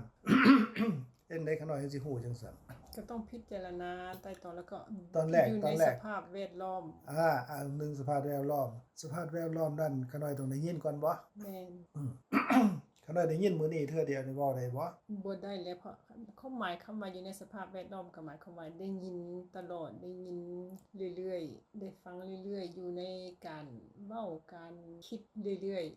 พิจารณาเรื่อยๆโดนบ่ ๆแล้วแต่ความเข้าใจของแต่ละคนเนาะ แล้วแต่การสะสมแต่ละคน แม่น ความบ่มีเฮาคือกันความเป็นธรรมะแต่ละขณะคือกันทั้งตาหูจมูกลิ้นกายใจนี่ฟังเทื่อเดียวคันทานเคยสะสมมาท่านก็เข้าใจได้ก็คือกันกับทานสิสมพรนี่กับขน้อยนั่งอยู่นี่มีชาวฝรั่งเศสเข้ามาเขาบอกผ่านหูท่านหูพวกเลยแม่นบ่ว่าเขาว่าจังไดแม่นบ่เขาเว้าจังไดเขาต้องการจังไดท่านฟังปั๊บท่านหูเลยแม่นบ่แต่ขน้อยนี่บ่ฮู้ดิเพราะหยังเพราะขน้อยบ่เคยได้ฟังมาก่อนบ่เคยได้เว้าบ่เคยได้ฝึกบ่เคยได้พิจารณาบ่เคยทุกอย่างเลยมีความต่างกันว่าระหว่างท่านกับขน้อยเป็นหยังจะต่างกันเพราะนั่นหมายความว่าท่านเรียนมาแล้วท่านสะสมมาหลายแล้วแม่นเขาเว้าไกลๆท่านได้ยินท่านก็เข้าใจขน้อยมันเว้ากอกหูเดี๋ยวนี้ก็บ่ฮู้เพราะว่าบ่เคยได้ยินแม่นบ่นี่คือกันการที่เฮาสะสมทีละเล็กทีละน้อยในการฟังความจริงแล้วพิจารณาดูๆแล้วก็เพิ่นว่าปฏิสิมากระทบแต่ละขณะนี่คำว่าปฏิบัติหมายถึงสิ่งที่มันมาถึงเฉพาะในแต่ละทางเสียงมาทางหูรูปปรากฏทางตากินปรากฏทางจมูกรสปรากฏทางลิ้นความร้อนความเย็นกระทบทางกายหรือว่าเรื่องราวต่างๆเดี๋ยวคือคิดทางใจมันก็วนเวียนอย่างสี่ตลอดเพิ่นสอนว่าเป็นธรรมะ เป็นนามรูปเกิดขึ้นแล้วก็เปลี่ยนไปแล้วก็ดับเป็นอนัตตาที่มากระทบแต่ละทางแต่ละเฉพาะแต่ละทางเพราะว่าปฏิปฏิแปลว่าถึงเฉพาะแต่ละทางถึงเฉพาะแต่ละทางนั้นพิจารณาว่าเพียงแต่สิ่งที่มันเกิดแล้วก็ดับกระทบนามรูปบ่มีเฮาพิจารณาดูๆในแต่ละทางก็สามารถกับทานฝึกภาษาฝรั่งเศสแต่ก็ไปกด A B C D ยังตัวอย่างมาเว้าตามเขาแล้วก็เคลื่อนตามมาเขียนแน่ว่าฝึกแน่ไปเรื่อยๆจนเกิดความชำนิชำนาญมีคำถามว่าท่านเว้าภาษาฝรั่งเศสได้ตอนไหน บ่รู้สึกตัว คือกันปัญญาเฮาได้ฟังได้ยินมาแล้วก็มาพิจารณาไตร่ตรองปฏิสิ่งที่ปรากฏเฉพาะแต่ละคณะแต่ละทางคอยพิจารณาไปเรื่อยๆดูเอิ้นว่าปฏิบัติคือปฏิสิ่งที่มากระทบจนบ่ฮู้ว่ายามใดก็แบบเดียวกับท่านอ่านภาษาฝรั่งเศสออกจนมีกำลังเพียงพอเมื่อกำลังเพียงพอปุ๊บท่านได้ยินท่านก็เข้าใจแล้วบ่ต้องมาบอกข่อยเข้าใจแล้วภาษาฝรั่งเศสแต่ก่อนครูต้องบอกว่าอันนี้มันผิดอันนี้มันถูกเจ้าต้องเว้าจังซี่ต้องแปลว่าจังซี่โอ้ยคำจี้จำไส้เฮาก็จะหายมันบ่เอาไปมาซุมื้อนี่ครูบ่ต้องมาบอกก็น้อยฮู้เองฮู้จำเพาะเองว่ามันถูกหรือมันผิดเข้าหมายคือว่าจังไดธรรมะคือกันพระพุทธเจ้าเพิ่นตรัสรู้แล้วคือเพิ่นฮู้แจ้งแล้วเพิ่นสอนเฮาได้ฟังแล้วพิจารณาไตร่ตรองเกิดความเข้าใจนะเราก็จะฮู้ว่าอ๋อธรรมะเป็นจังซี่โดยตนเพิ่นว่าสันทิฏฐิโกฮู้ได้โดยตนเองว่าผิดหรือถูกก็ละได้โดยตนเองว่ากายนี้เป็นธรรมะหรือว่าเป็นธรรมะตามลำดับเขาที่บอกว่าเอาเดี๋ยวนี้ได้บ่ก็ซ้ำกันก็มาบอกว่าเจ้าฟังฝรั่งเศสเดี๋ยวนี้ได้บ่เขาน้อยก็โอ้ยมันสิได้จังได๋ยากแท้ๆมันสิได้บ่ได้บ่หรือบ่ได้บ่ก็บ่ฮู้แหละเพราะว่าเหตุกับผลมันบ่สมควรกันเจ้าบ่เคยฟังมาก่อนฟังแล้วเจ้าบ่เคยพิจารณาก็สิมาถามข้อยอีกว่าเอ้าเฮ็ดจังไดจังสิได้เฮ็ดจังไดสิฮู้ก็ซ้ำกันกับข้อยว่าก็ได้ยินภาษาฝรั่งเศสเจ้าสอนข้อยในมื้อนี้ยามใดข้อยสิอ่านออกมื้ออื่นข้อยจะถามเจ้าอีกยามใดข้อยสิอ่านออกยามใดข้อยสิฟังออกเอ้าเจ้าก็อ่านเจ้าก็จำเจ้าก็เฮ็ดแบบฝึกหัดตินี่เดี๋ยวเจ้าเข้าใจเองนั่นแหละนี่คือกันธรรมะคือกันถ้าสั่นก็สนทนาก็มีคนถามว่าโอ้ยคือยากแท้ยามใดสิฮู้โอ้ยเรียนมาตั้งโดนแล้วจักมันโดนปานใดก็พิจารณาไตร่ตรองจักเทื่อมื้อนึงนี่เจ้าคิดไปในส่วนของความเป็นเฮาของสัตว์บุคคลทั้งมื้อนี่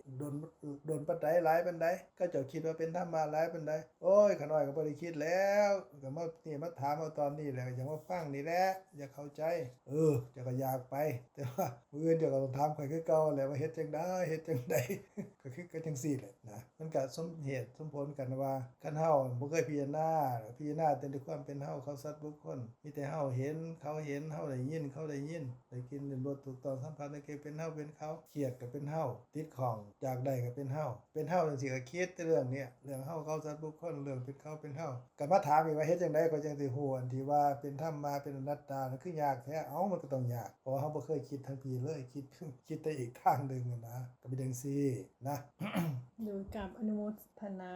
กับท่านอาจารย์ ยินดี ที่ให้ความ ยินดี รู้แบบว่าได้เข้าใจว่าขณะจิตเกิดดับมันบ่มีเป็นอนัตตา คิดเกิดดับน่ะมีแต่ว่าดับแล้วมันบ่มี ดับแล้วบ่มี มันเป็นอนัตตา โดย แล้วก็เป็นอนัตตานั่นแหละเพราะอิหยังเพราะว่ามันเปลี่ยนไปจากเก่าได้บ่อยู่คือเก่าเป็นหยังเปลี่ยนไปจากเก่าบ่อยู่คือเก่าเพราะมันเกิดแล้วดับ เห็นเกิดแล้วก็ดับ มันสิเป็นอัตตาบ่ได้เป็นตัวตนบ่ได้สิมันอยู่คือเก่าก็บ่ได้มันแปรเปลี่ยนไปเพราะว่ามันเกิดแล้วดับบ่มีอยู่นั่นนะก็คือนามรูปนั่นแหละขณะที่เห็นบ่มีแล้วมันก็ต้องว่างเปล่าก็บ่อยู่คือเก่าเปลี่ยนไปจากเก่าแล้วได้ยินก็คือกันก็เป็นอนัตตาคำว่าอนัตตาก็คือบ่มีตัวตนมันบ่เหลืออยู่เด้น้ำบ่เหลืออยู่รูปบ่เหลืออยู่คือไฟดับแล้วไปอยู่ไสมันบ่มีแล้วมันสิไปอยู่ไสแหละมันก็ว่างเปล่าเอิ้นว่าเป็นอนัตตาเอิ้นว่าดับแล้วบ่มีแล้วบ่เหลือแล้วหรือว่าเปลี่ยนไปจากเก่าแล้วแต่ละคณะก็เป็นจังซี่แหละการพิจารณาเบิ่งไตร่ตรองเบิ่งเรื่อยๆดูความเข้าใจก็สิเกิดขึ้นโดยอัตโนมัติเด้ออนุโมทนาบุญนำเด้อ ท่านอาจารย์กับท่านอาจารย์